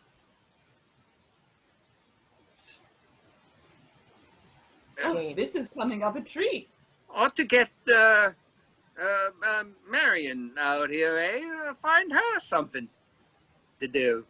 No, I don't think she'd contribute very much. Probably better off with the Potters. Matter of fact, she's just a bit on her pins. You know what I mean? Well, Christmas, You can't do it at Christmas. now, once a year, eh? Oh, not in my wife's case. Festive season recurs rather more frequently, every 3 or 4 days. Aha! You're going to be a tricky little fellow, aren't you? Nobody's opened you since the last time you were painted. Sidney clatters under the sink. Jane scrubs cheerfully on. Ronald sets to work standing on the table, and Eva's latest note. He tackles his own particular job extremely slowly with many false starts. He's not particularly electrically minded. Eva attempts, under the following, to rescue her note from under Ronald's feet. It rips. She scrawls another rapidly. Must be pretty pleased with your year, I should imagine. Beg pardon? Ah, had a good year. Must be pretty pleased. Oh, yes, had a few lucky hunches. Seemed to pay off. I should say so. Mustn't complain, anyway. No, mustn't complain. As long as you're looking after our money, hey? Oh, yes, yes. They work. Sidney whistles. Ronald hums. Jane sings. Occasionally, the workers break off of their respective melodies to make those sounds that people make when they're wrestling with their inanimate objects. Come on, you little... just one more. During this, Eva, having finished her note, sees Sidney's bag of tools. Unseen by the others, she goes to the bag and removes a lethal-looking tin of paint stripper. Also a hammer and a nail. She nails her latest note to the table with a hammer, which she leaves on the table. Turning her attention to the paint stripper, she tries to get the top off. It's very stiff. She struggles vainly, then goes to the room door, intending to use it as a vice. At this moment, Marion enters. Eva is pushed behind the door, and as it swings shut, she clings to the handle and falls across the floor. While the door is open, the dog barks, and raised voices are heard. I say, something rather ghastly's happened. Oh, yes. Goodness, don't you all look busy? Darling, what are you doing up there? Eva tries to open the bottle with the walk-in cupboard door. Just a little light electrical work. Or should I say a little electric light work? Electrical light work. Electrical light work. I like that, yes. Yes, very funny, darling. Now do come down, please, before you blow us all up. You know absolutely nothing about that sort of thing at all. I don't know. Absolutely nothing. I fixed that bottle lamp with a cork in it, didn't I? Yes, darling, and we had to sit round admiring it while the lampshade burst into flames. Eva goes to the tool bag for a screwdriver. That was entirely the fault of the bloody lampshade. I was terrified. The whole thing was an absolute death trap. I had to give it to the scouts for the jumble. What was the trouble?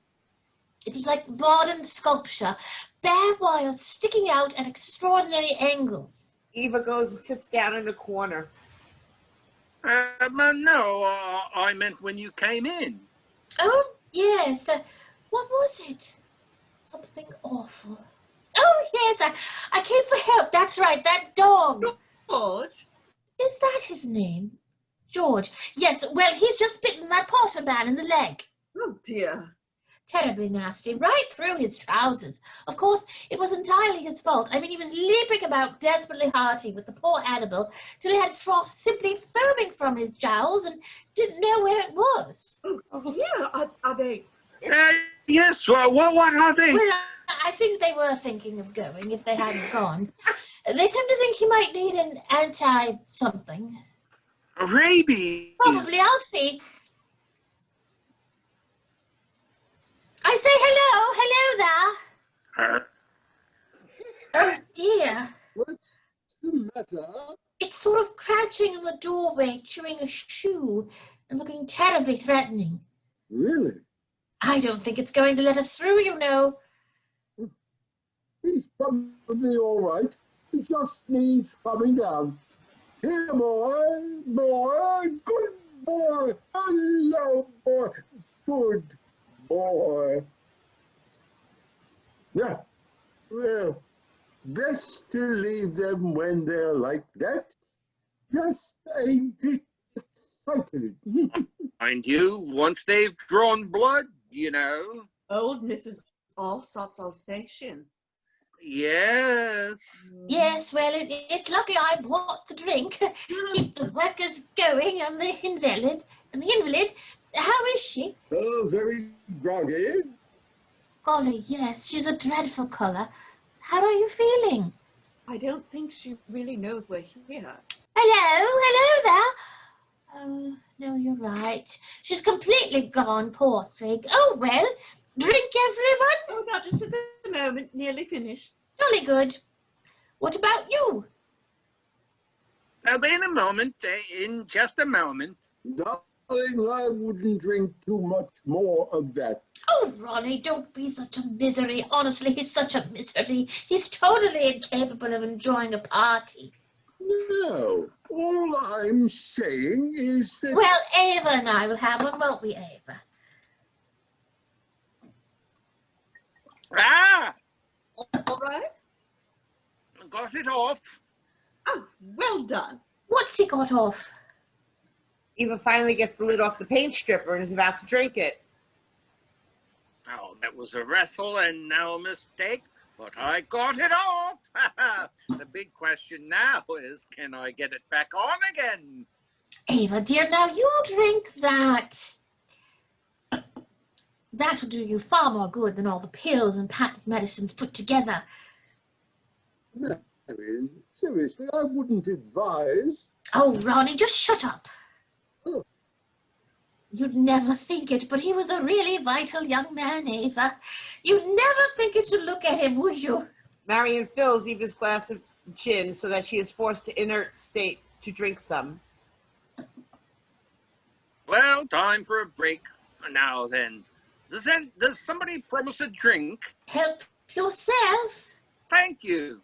I think that's about as much as I can do. It's a bit better. Oh, look, isn't that marvelous? Look at that splendid oven. Well done. Well done. Bit of a difference. How's the electrical department? Sidney thing. Hey, don't pull that down now. Oh, nearly forgot.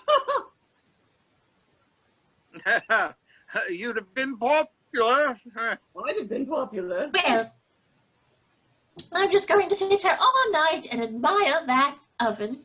I think she's honestly better than our Mrs. Minns, isn't she, darling? Anyone's better than our Mrs. Mim. Oh, she means well. We have our Mrs. Minns. She's a dear old soul. She can hardly see, and she only comes in for 2 hours a day, and when she's gone, we spend the rest of the time cleaning up after her, but oh, she's got an absolute heart of gold. Largely paid for by us. In good health. Happy Christmas to all. Happy New Year. Yes. Yeah. Get this lot finished. Maybe there'll be time for a game. Oh, yes. What sort of game do you mean?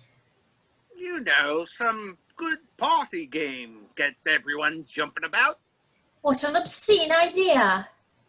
No, they're great fun. We've had some laughs, haven't we? Talk about laughs. Yes. What's the matter? Oh, drop the little thing. Could you see if you can see it? I've got to keep holding on, or this oil drop off. It's around so big. What little thing? Whatchamacallit? Oh, was it? Yes. Lord, yes. Tiny little thing. Oh dear, oh dear. Oh, might have rolled anywhere. What are we looking for? Little who's it? Goes in here. Darling, do be more precise. What's a who's it? Oh, you know, one of those, it's, isn't that silly? I can't think of the word. Well, I refuse to look till I know what we're looking for. We could be here all night. I mean, from the look of this floor, it's simply littered with little who's-its. I can't see it. Oh, it's on the tip of my tongue. Oh, that's it. A nut. Little nut. Oh, well then, a nut. Now we know. Everybody hunt for the little nut. I didn't know we were looking for a nut. Aren't we? No, a screw. That's what I'm after. A screw. A screw, yes. Oh, a screw. All right, everybody, stop looking for nuts. Ronnie's now decided he wants a screw. I can't see a thing, and I think it would be terribly sensible if we put the light on, wouldn't it? Good idea. No. Oh, no, I wouldn't turn that on. There. Turn it off. Get away. Darling, what on earth are you doing? Get away. No, don't touch him. He's live. Oh, somebody turned it off. Sidney turns it off. Oh, all right. Panic over. Oh. I have. Turn him off. Ears off. Now pull yourself together. Help me get him down. Get him down. Sidney and Jane guide Ronald down from the table and guide him to a chair. Marion watches. Lord, wasn't that extraordinary? Easy now. Slowly. Eva pours herself another drink. Whenever he fiddles about with anything electrical, it always ends in disaster. This always happens. Is he all right? He's in a state of shock. It would be. Now sit him down and keep him warm. That's the way. Pass me my jacket. Jacket. Looks frightfully odd. Here. Oh, he really needs to be wrapped up. Otherwise, But there's nothing much here. well, find something in the other room. We need blankets. Right. Now, easy, old chap. Just keep breathing. He's still there. He's still there. The dog. Well, step over him. This is an emergency. I'm not stepping over him. You step over him. Oh, dear. Oh, dear. Oh, what about these bits and bobs? What's that? Last week's washing, I think. It seems fairly clean. Might be better than nothing. Yes, well, better than nothing. Seems dry. Nothing. Between them, they cover Ronald in an assortment of laundry, both male and female. He finishes up more or less encased, but still quivering. Quick as you can. Come along, quick as you can. He hasn't got this collar very clean. Jane, come along. Oh, that's rather pretty. I wonder where she got this. Not that time for that now. That's a lot. Yes, only socks left and you know what. Well, to keep his temperature up.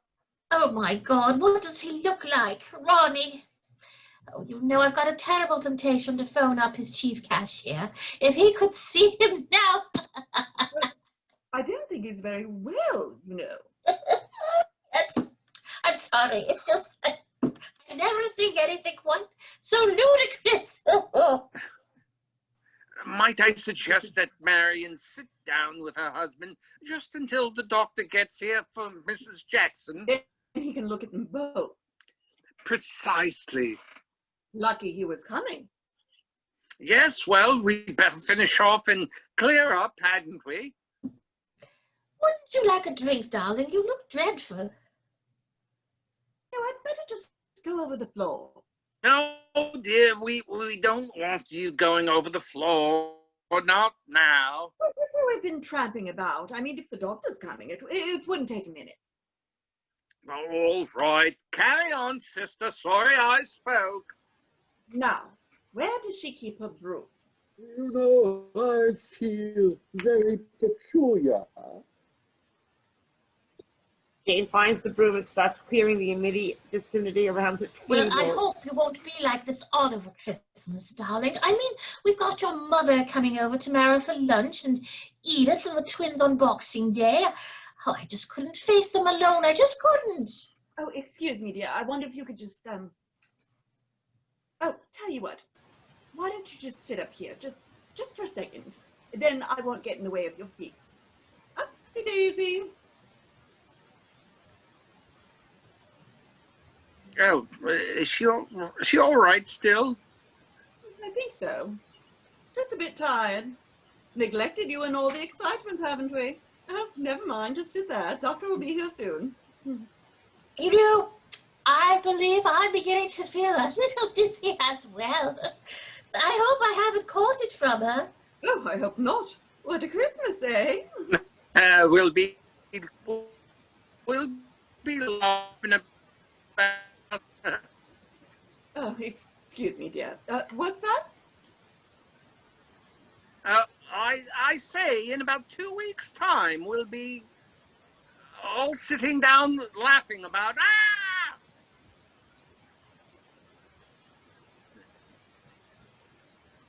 I can't find the end. Put the plug in. I'm sorry. Oh, look what you've done. I'm terribly sorry. Look what you've done, you silly woman. Now, don't do that. Don't do that. It's too late for that. Look at this shirt. This was a new shirt. It'll wash. It'll wash. I'll wash it. It's only oven grease. I told you, didn't I? I said, whatever you do, don't pour the water down there, didn't I? I didn't think.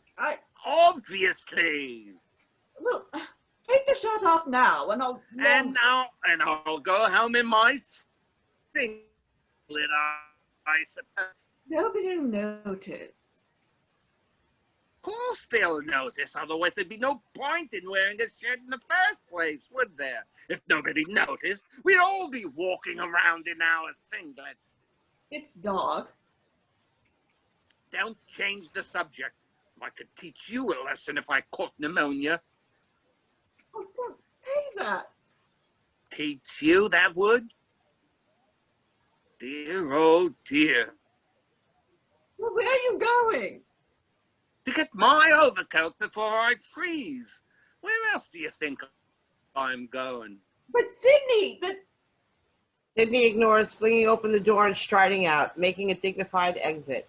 There's a burst of furious barking. Sidney reappears very swiftly and closes the door behind him. That dog of yours is a liability. You ought to keep that animal under control. I can't even get to my other coat. It's not good enough. Sit down. Eva slowly lies down on the kitchen table, oblivious. Sit down? What's the point of sitting down? Jeff should be back soon. Oh, I hope so. This isn't what you'd expect at all. Not when you come around for a quiet drink and a chat. This is the last time I accept hospitality in this household. What? What? She'll hear you. I don't care who hears me. A pause. The four of them are sitting. Eva lies. Ronald continues to look glassy, quivering slightly. Marion's drinking has caught up with her. Jane looks abjectly miserable. Sidney shivers in his vest. And we're missing the television. From apparently nowhere, a sleepy voice begins to sing dreamily. It is Eva. On the first day of Christmas, my true love sent to me a partridge in a pear tree. On the second day of Christmas, my true love sent to me 2 turtle doves and a partridge in a pear tree. On the third day of Christmas, my true love sent to me 3 French hens. And a partridge in a pear tree. On the fourth day of Christmas, my true love sent to me 4 corking birds. 3 French hens, 2 turtle doves, and a partridge in a pear tree. On the 5th day of Christmas, my true love sent to me 5 golden rings. The bedraggled quintet begins to open up. The singing gets bolder and more confident. Somewhere in the distance, George begins to howl. Eva, still lying on her back, conducts them dreamily with both hands and then finally with the hammer. The door bursts open. Geoffrey enters hurriedly, calling behind him. Oh, here, Doctor. Please, hurry. Geoffrey is suddenly aware of the sound behind him. He turns, still breathless from his run up the 4 flights. His mouth drops further as he surveys the scene. The singing continues unabated as the lights black out and the curtain falls.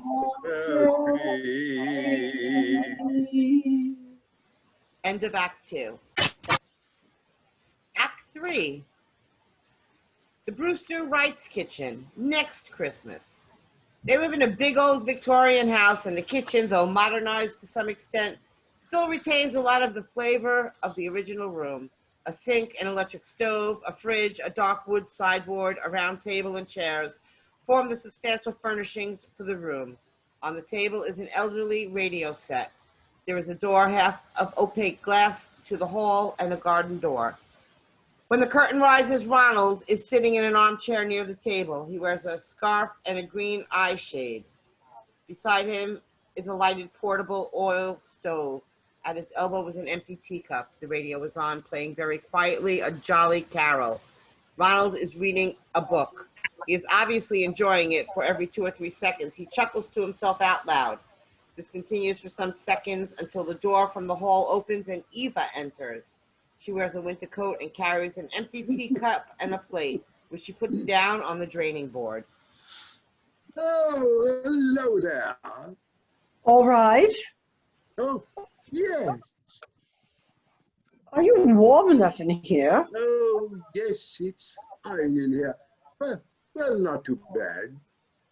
Well, the rest of the house is freezing. I don't envy you going to bed. The room's all right, though, is it? Oh, she's got 3 electric fires blazing away. My God, that'll be the second power station I've paid for this winter. She seems to be rather dug in up there, almost in a state of hibernation. Doesn't she ever come out? Not if she can help it. Heating system went on the blink, you see. Usual thing, and we had a few frosty words over it, and the outcome was she said she wasn't setting foot outside her room until I got it fixed. Well, how long's it been like this? No, I don't know. 2 or 3 weeks, I suppose. Well, that's disgusting. Can't you get the men round to fix it? Yes, I have phoned them several times, but I've been a bit unlucky up to now. They always seem to be at lunch. Well, I wouldn't put up with it. I'd scream the place down till Geoffrey got it fixed. Yes, we've had a peck of trouble with this central heating. Always goes on the blink. Either the day before Christmas, the day before Easter, or the day before Whitsun. Always seems to manage it. Don't understand the principle it works on, but whatever it is seems to be very closely tied in the church calendar. Oh, can I help you at all? She said she'd like a sandwich. Oh, yes. She's about due for a sandwich. I'm looking for the butter. Oh, don't bother to do that. It's all right. Where do you keep your butter? Do you know, that's very interesting. I have absolutely no idea. A closely guarded secret kept by Mrs. Mims. I suppose we could hazard a guess. Now then, butter. Try the fridge. Fridge? Oh, keeps it soft. It's warmer in there than it is outside. Oh, right first time. What she want? Peanut butter? Apparently. Oh, good grief. She's got an absolute craving for that stuff lately. That and cheese footballs. Oh, almost alarming. She's not up to those there knitting little blue booties by any chance. No, not that I noticed. Thank God for that.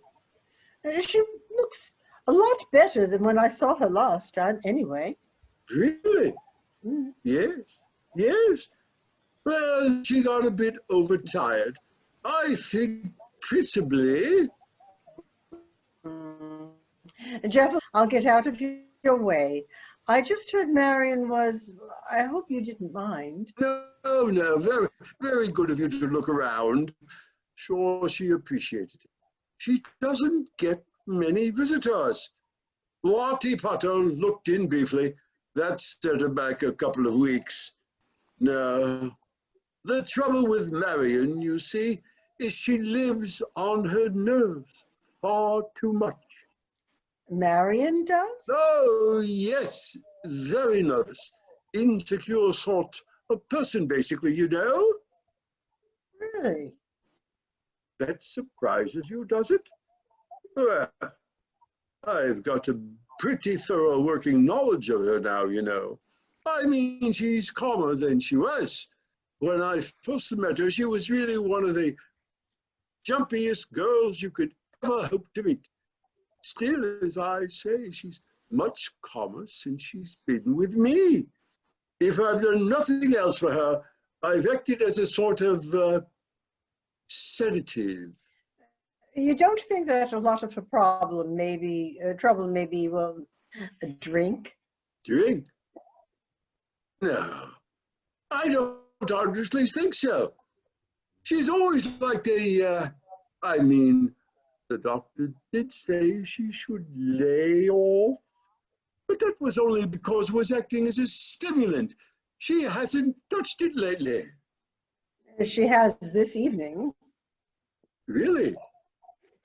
Yes.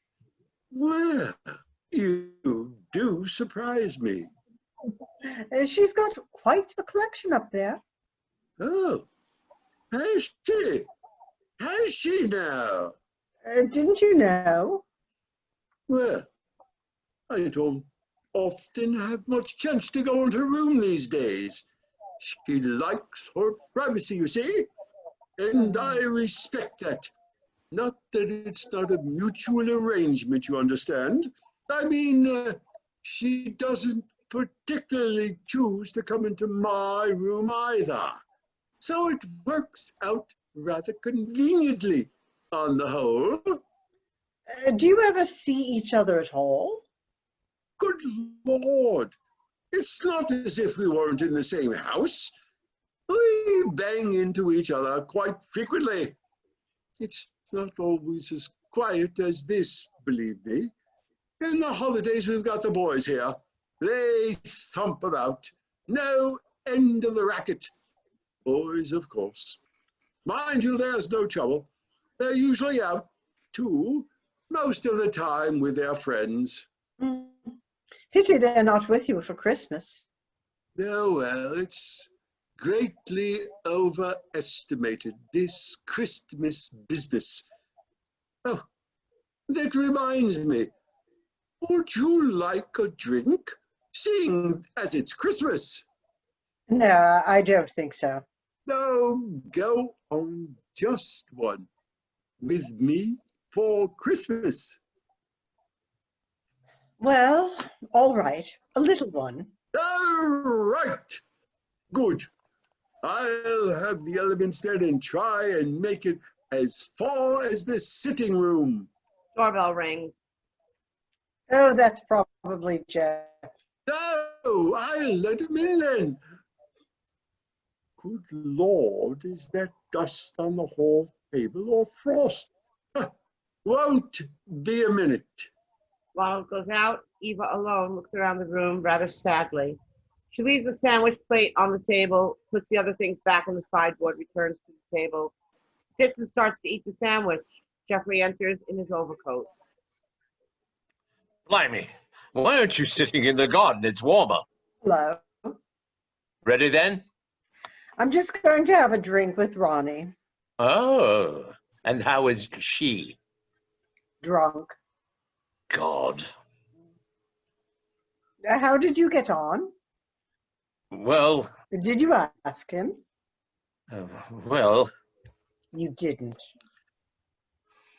You didn't damn well ask him. it's no good. I find it impossible to ask people for money. I'm sorry. He owes it to you. You're not asking him a favor, you know. He owes it you. I know. Well, then. It doesn't matter. Oh, my. Well. Oh, well, I'll have to get in touch with him then. I don't mind doing it. You don't have to do that. Well, somebody has, darling, don't they? Here we come, the Trans-Siberian Express. Thank you so much. We seem to be a bit depleted on the old alcohol stakes. Odd. Thought I'd stocked up only recently. Probably old Mrs. Min's been knocking them off, eh? That woman must have some vices. He hasn't got much else to recommend her. Now, what are we having, Eva? I could have just a bitter lemon. Good gracious, nothing stronger? Not just now. Well, if that's what you want. Jeff, what about you? I think I'd like the same, actually. What, a bitter lemon? Just what I feel like. You won't last through Christmas at that rate. Well, that seems the only thing I haven't bought. Oh, well, it doesn't matter. Something else? No. I'll get it. We've got some someplace. Well, I mean, either you want me to help you or you don't. Yes. Well, I mean, if you don't, just say so. I don't particularly enjoy working in that dark little office of yours.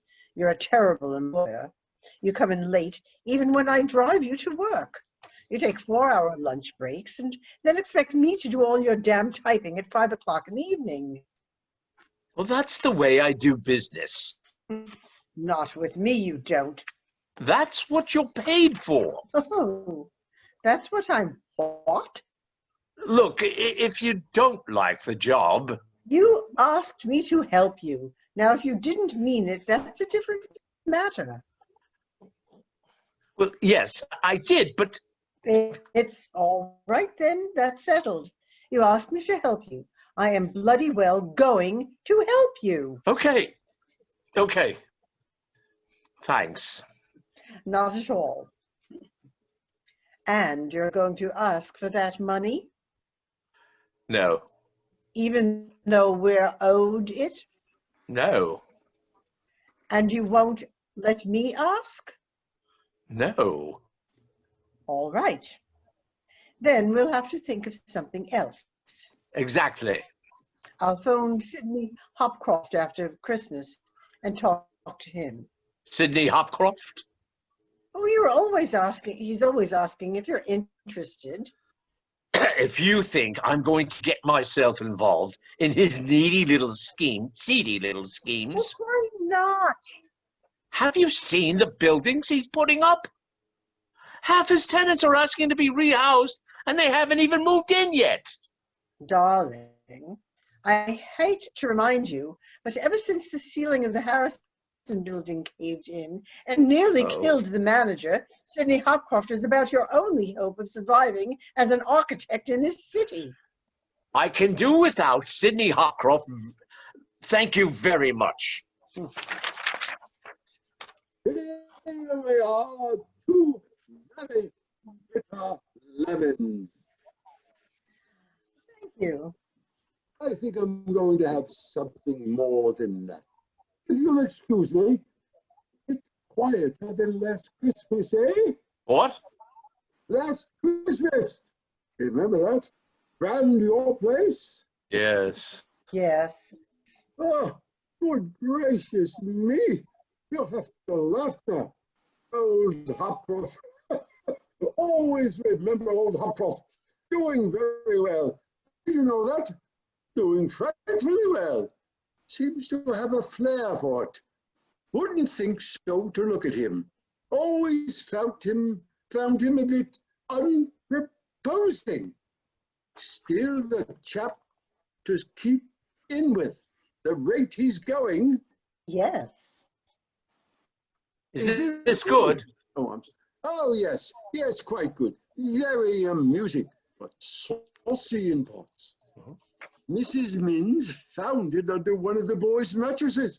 Nearly finished there and then, poor old thing. Bitter lemon. Thanks. Bitter lemon. Thank you. Well, happy Christmas. Good health. God bless. Happy Christmas. Happy Christmas.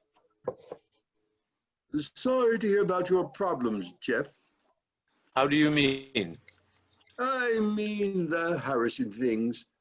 Here it fell through. Oh, I'm sorry. Perhaps that was the wrong expression to use. Bit unfortunate. That's all right. It wasn't actually Jeff's fault. No, I'm sure, knowing Jeff. Unthinkable, I mean. That local paper's as biased as hell. I refused to read that particular article. So did all my friends. Just because Geoffrey was doing something totally new for a change. Oh, how's the bank going then? Oh, well, we're not in the red yet. No, thanks to me, mind you. Front doorbell. Oh, Is that Bing bong. the front door? no, it's the bedroom bell, actually. We never bothered to have it taken out. They always come in useful. Boys with measles and so on. Shall I go up to her? No, I'll, No, it's all right. I don't mind. well, that's very good of you. Probably nothing important. Once the page of a magazine turning over or something. I hope not. What's the harm, I say, as long as it keeps her happy. Yes. I mean, who are we to argue with a woman, eh? You can never win. Hopeless, mind you. Mind you, I'm talking to the wrong chap, aren't I? What? I mean, you seem to do better than most of us. Oh, yes. You seem to have got things pretty well organized on that home front. Well, it's just a matter of knowing. Oh, yes, that's the point. I never really have. Not really. I mean, take my first wife, distinguished looking woman, very charming. Seemed pretty happy on the whole. Then one day she suddenly ups and offs and goes. Quite amazing. I mean, I had literally no idea she was going to. I mean, we had the flat over the back at the time, so it wasn't as if I was even very far away. And on this particular day, I come up for lunch, and she's laid on her usual splendid meal. I mean, I had absolutely no complaints about that. I think my very words were something like, jolly nice that. See you this evening. And when we knocked off for tea, I came upstairs and she'd just taken off. Well, I hunted about for a bit in case she got knocked down or gone shopping or lost her memory or something. And then she wrote sometimes later and said she'd had enough. So I was forced to call it a day. Sometime later again, I took up tennis to forget her and married Marion. Of course, that's all forgotten now.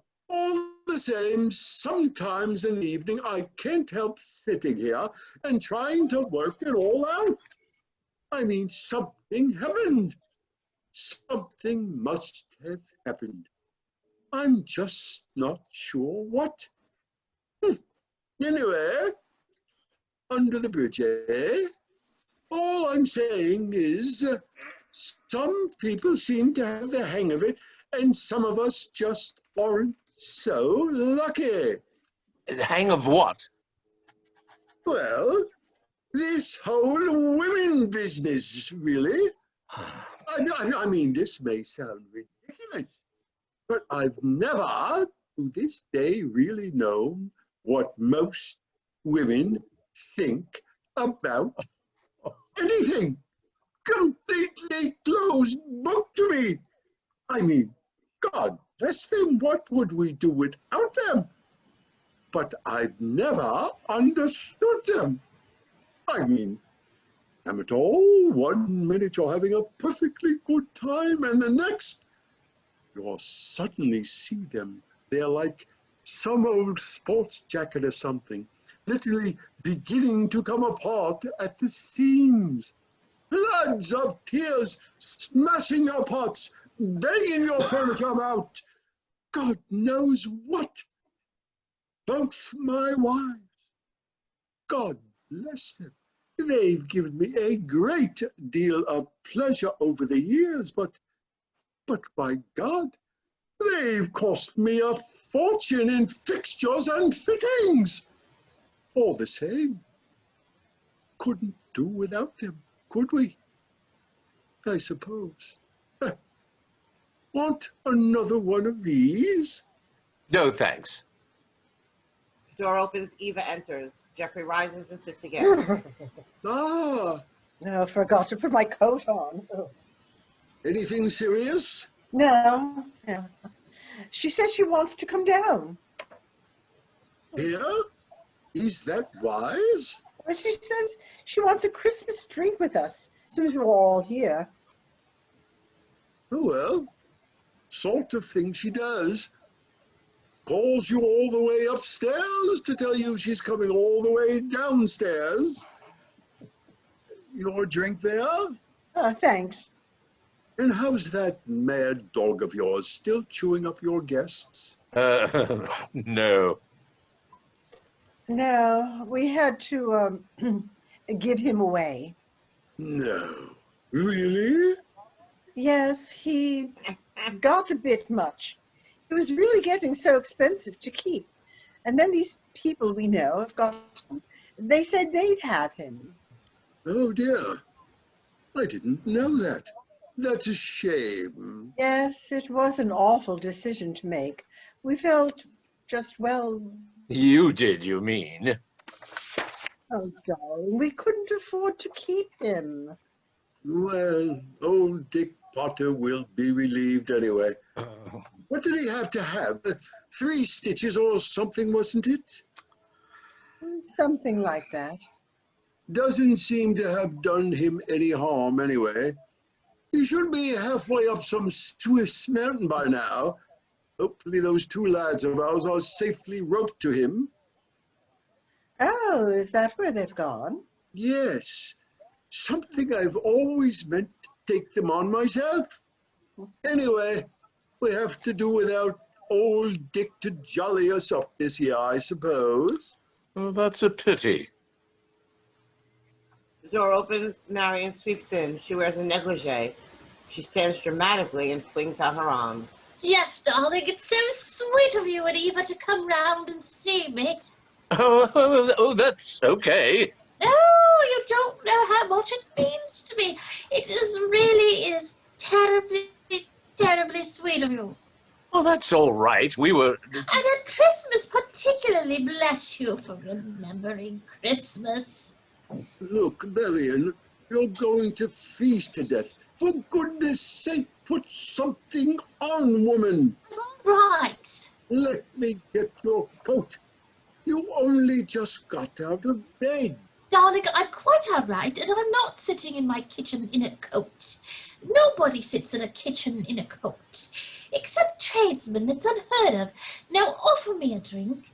Look, dear, you know the doctor said very plainly. Oh, for the love of God, Ronnie, it's Christmas. Don't be such an utter misery. He's Scrooge, you know. He's Scrooge in person. Have you noticed he's turned all the heating off? Oh, it's heavenly to be up when you've laid in bed for any length of time on your own. No one to talk to with just your thoughts. Don't you find the whole world just begins to crowd in on you till it becomes almost unbearable? You just lie there thinking, oh, God, it could have been so much better if a man had the sense to do so and so. So you finish up lying there utterly filled with self-loathing. I know the feeling. Here you are, dear. Heavens, I can hardly see it. Is there anything in there? No, it's all right. I'll just sit here and inhale it. How are you anyway? Well, as we told you, we're pretty well... I don't know what it is about Christmas, but I know it's supposed to be a festive thing and we're supposed to be enjoying ourselves. I just find myself remembering all the dreadful things I've said, all the dreadful things I've done, and all those awful hurtful things I didn't mean. Oh, God, I didn't mean them. Oh, forgive me, I didn't mean them. Look, do try and jolly up just a bit, for heaven's sake. Jolly up? How the hell can I jolly up? Mary, dear. Do you know what I saw in the hall just now in the mirror? My face. My God, I saw my face. It was like seeing my face for the first time. Oh, come on, it's not a bad face, old sausage. How could anything be so cruel? How could anything be so unutterably cruel? What am I supposed to do? I mean, something I said is obviously upset her. But you tell me. You tell me. Jeff, did you know, Jeff, I used to be a very beautiful woman. I was a very, very beautiful woman. People used to stare at me in the street and say, my God, what a beautiful, beautiful woman she is. People used to come from miles and miles around just to take my picture. Marion! I mean, who'd want my photograph now? Do you want my photograph now? No, of course you don't. Nobody wants my photograph now. Can anybody think of anyone who'd want a photograph of me now? Please, someone please want my photograph. Marion, nobody wants your damn picture now. Shut up! Geoffrey and Eva are stunned. Ronald removes his eye shade and adjusts his scarf. Now then, what were we saying? The doorbell rings. A doorbell? Bit late for a doorbell, isn't it? Shall I go see who it is? Yes, do. Have a look through the little glass window. If you don't like the look of them, don't open the door. Right. Can't think we'd be ringing doorbells at this time of night. Carol singers? Not at this time. Anyway, we don't get many of them. Marion always asks them in, insists on filling them up with hot soup and hot chocolate biscuits as if they were all starving. Had a great row with the chap next door. She made his children as sick as pigs.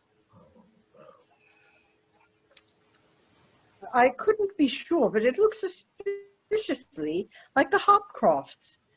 Do you want them in? Oh, good grief, hardly. Heaven forbid. If we sit quiet, they'll go away. Well, there's the hall light. Oh, that doesn't mean anything. People always leave their hall lights on for the burglars. I don't know why they bother.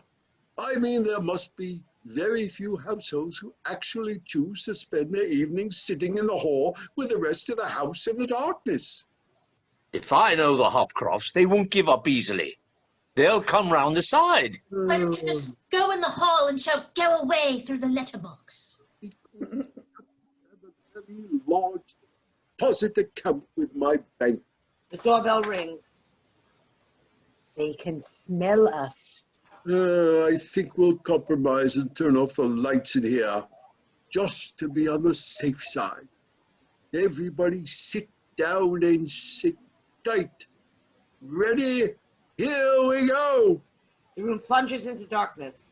Just two streams of light, one from the door and one from the window. Now, if we all keep absolutely quiet, there's no chance of them. Oh, I'm terribly sorry. I do beg your pardon. Was that your... oh, that's all right. I wish I knew where I was. Well, stand still, and I think someone's coming round the side.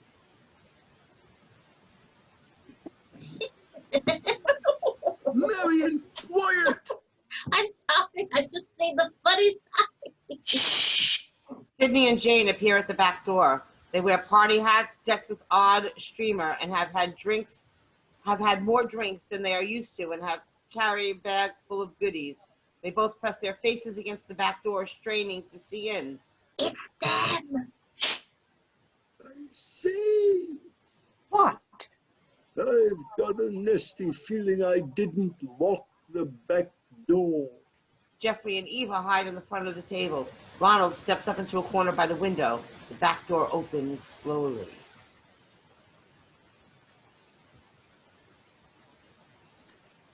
Hello? Sidney, Come on. but there's nobody here. The door was open, wasn't it? Of course there's somebody. Now, they're probably upstairs. But Sidney, they might not actually. Oh, Maybe look. Would you kindly not argue with me any more tonight, Jane? I haven't forgiven you for that business at the party. Now, how did you manage to drop a whole plate of trifle? I didn't clean it up, Sidney. I didn't clean it up. No, you just stood there with the mess at your feet for all the world to see. What was I supposed to do? Why? I've told you before, if you drop something like that at a stand-up party, you move away and keep moving. Now, come along. I can't see. Then wait there and I'll find a light. A pause. Sidney crosses the room. Geoffrey and Eva creep to the sideboard. The light goes on. Sidney and Jane are by the separate doors.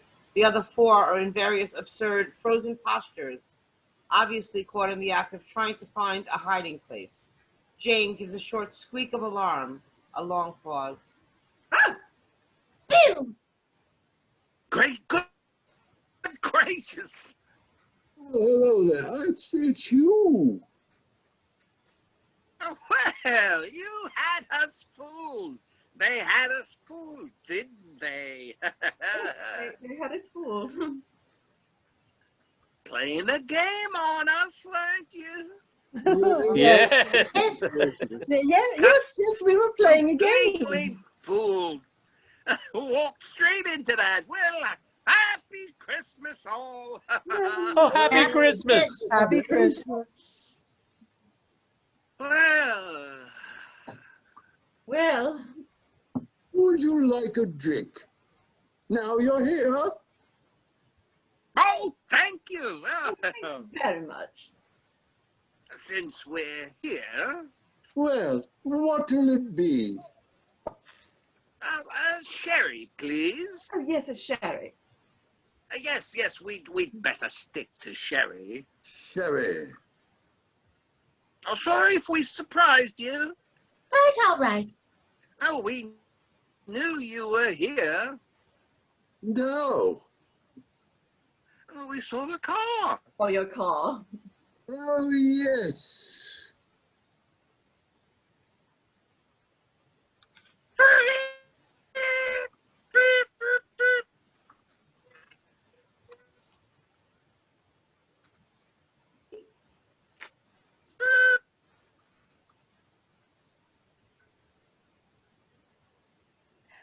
Been to a party?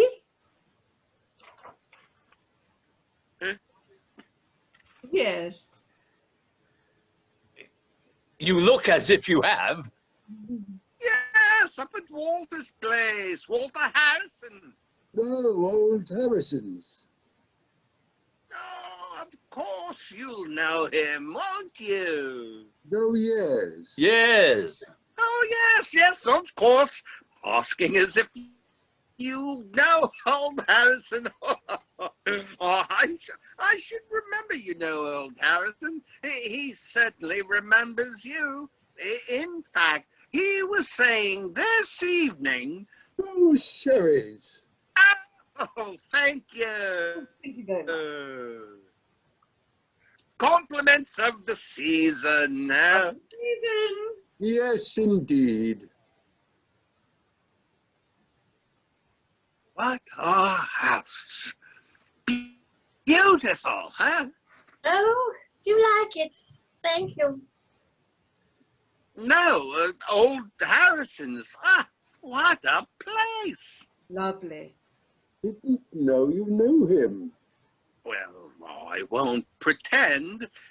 The reason we went was half pleasure and half, well, enough said. Follow me, you scratch my back, I'll scratch yours. It's a nice kitchen. At the Harrisons. No, here. Oh, glad you approve. Sidney, Eh? the presents? What's that? Shall we give them their presents now? Oh, yes, of course. That's why we brought them. We brought their presents. Just a little seasonal something. Oh, Ah, You. Oh no, I'm afraid we didn't bring you and your husband anything. We didn't know you'd be here, you see. I'm sorry about that. Oh, never mind. Not to worry. Oh, we could give them the, I mean, you know, that we got given this evening? The what? You know, the, that we got in the thing. What? That? No, they don't want that. No, I meant for, you know, Well, if you want to, now come on. Give Ron and Marion their presents. They're dying to open them. Rather. Thrilling. Now, this is for Ron. To Ron, with love, from Sidney and Jane. Now, that's for you. Thank you. Now then, what's this? Is that Marion's? Oh, no, that's from you and me to Auntie Gloria. Oh. Well, here we are. To Marion, with love, from Sidney and Jane. Oh, this is for you. Oh, super. What have you got, darling? Oh yes, this is very useful. Thank you very much. What on earth is it? Well, it's looks like a very nice set of pipe cleaners. Oh no. No, those aren't pipe cleaners. Oh, aren't they? Oh, good gracious, no. Oh no, silly of me. Just look terribly like them for a minute. From a certain angle. Oh, you should know those. It's a set of screwdrivers. Set of screwdrivers. Electrical screwdrivers. Ah! You should know those, shouldn't you?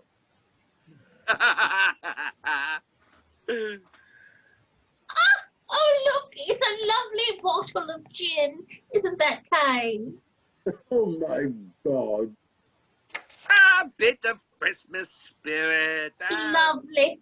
I'll think of you when I'm drinking it. To the boys with love from Sidney and Jane. Oh, that's just a little something. Oh, for the stockings in the morning. Oh, how nice. They'll love these. That's a lot? No, I'm just trying to find the... Well, it'll be at the bottom somewhere, I should think. Oh, I've got it. It's nothing very much. We just got it this evening. Out of a cracker, actually. We were going to keep it for our budgie, but we thought your George might like it. For his collar. Ding, ding, ding. Oh. So you'll know where he is. As if you couldn't guess. Woof, woof. Oh, thank you. Woof, woof. Woof, woof. Thanks a lot. That's your lot. No more. I'm terribly sorry. I'm afraid we haven't got anything at all. We haven't got you anything at all. Not really much one of these for buying presents. Oh, no, we didn't expect it. No. No.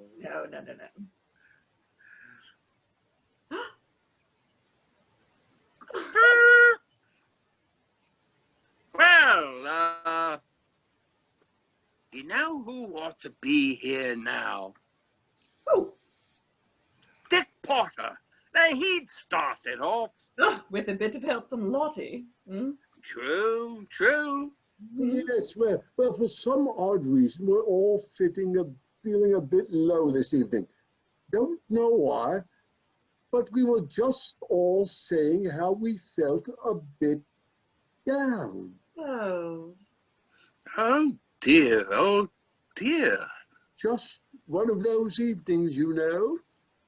The point is, you'll have to excuse us if we're not our usual cheery selves. I'm perfectly cheery. I don't know about anybody else. This is apart from my wife, who was perfectly cheery. No, that's quite understood. I have those sometimes, don't I? No, you certainly do. You can say that again. Well, that's a shame. Yes. My husband was saying to me just now, Sidney, that he feels terribly guilty that you keep asking him to do jobs for you, and he just hasn't been able to manage them. Yes, well, he's a busy man. Sometimes. But he really is dying to do something for you before long. Eh? He's really longing to. Oh, well, in that case, we'll see. If you could keep him in mind. Oh, yes, I'll certainly keep him in mind. Now, really, rather depends. Yes, it does rather. He'd love to. Well, now, what shall we do? Anyone got any ideas? We can't all sit around like this, not on Christmas Eve. Oh, no, not on Christmas Eve. A spot of carpentry, a spot of plumbing. I know what about a spot of electrical work. Oh, well, we can have a bit of music to start off with anyway. This work all right, does it? Yes, but I wouldn't, Oh, get the party going. A bit of music. Bit of music will get it going. Hey, What? you know what we ought to do now? What? We ought to move all the chairs back and clear the floor and,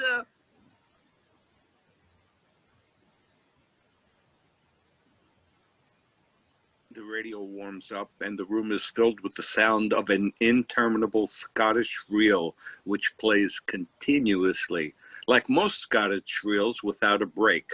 This effectively drowns the rest of Sidney and Jane's discussion. He continues to describe with graphic gestures his idea to Jane. Jane claps her hands with excitement. They move the table, stove, and chairs out of the way. Sidney then wheels the trolley away past Marion's armchair. She grabs a bottle as it goes by. what the hell's going on? You'll see. Just a minute. Now then, we can't have this. We can't have all these glum faces. Not at Christmas time. Not at Christmas time. So, we're going to get you all jumping about. Get you cheerful. No, well, I don't think we really, No arguments, please. yes, but all the same. Come on then, Eva, you can help. Well, Come on now, don't you let me down. no. I'm afraid we both have to. No, we don't. We'll play. What do you mean we'll... If he wants to play, we'll play, darling.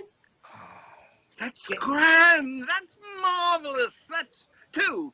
Come on, any more? What are we all doing? Is she going to be terribly sweet and wash our floor? No, we're playing a game. A game. Oh, what fun.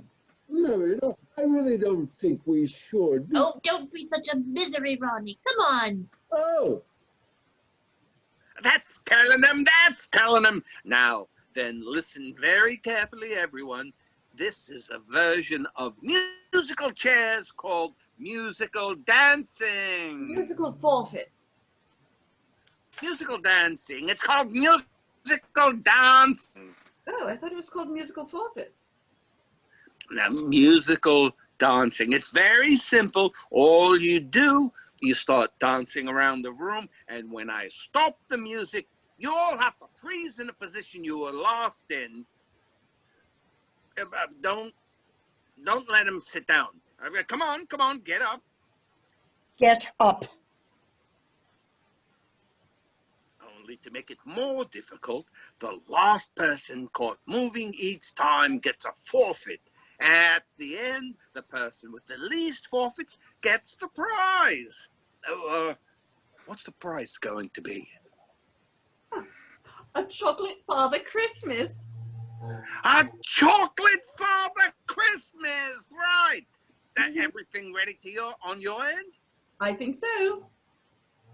Got the list? Yes. Right. You take charge of the forfeits. I'll do the music. Ready, everybody?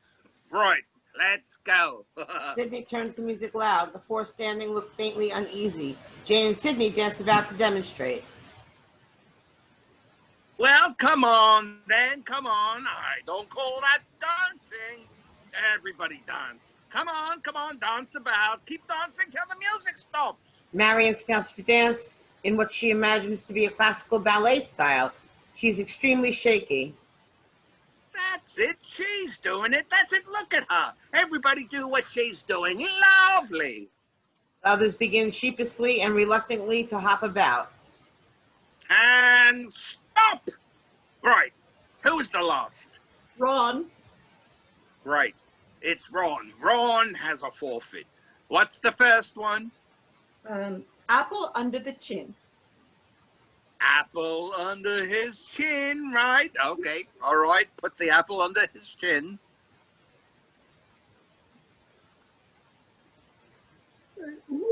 What are you doing? Here, hold it. Go on, hold it. Don't be ridiculous. I can't possibly. Oh, for heaven's sake, darling, do join in. We're all waiting for you. Don't be tedious. This is absolutely absurd. I mean, how am I to be? And off we go again. He turns up the music. They resume dancing. Marion is the only one who moves around. The others jig about in one spot. Sidney shouts encouragement. And stop. Eva! Right, Eva. What's Eva got? Orange between the knees. Orange between the knees. Right.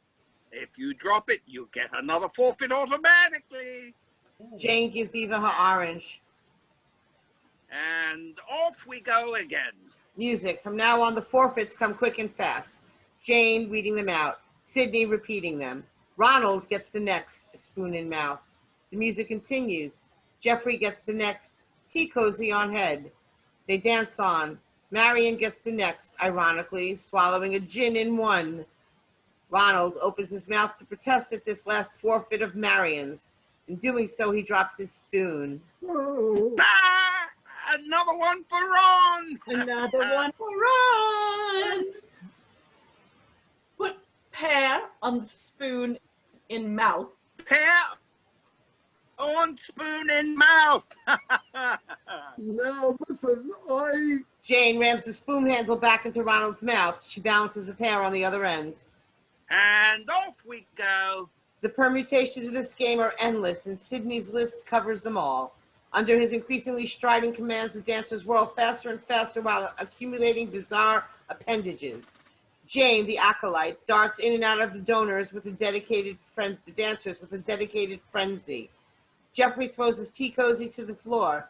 Jane picks it up and wraps a tea towel around his leg. She then pours another gin for Marion. Sidney, at the finish, has abandoned the idea of stopping the music. He screams at the dancers, mounting exhortation bordering in the hysterical. That's it! That's it! Dance, dance! Come on, come on, come on! Dance, dance, dance, dance! Come on, dance, dance, dance! Keep dancing! Dance! It is on this scene that the curtain falls.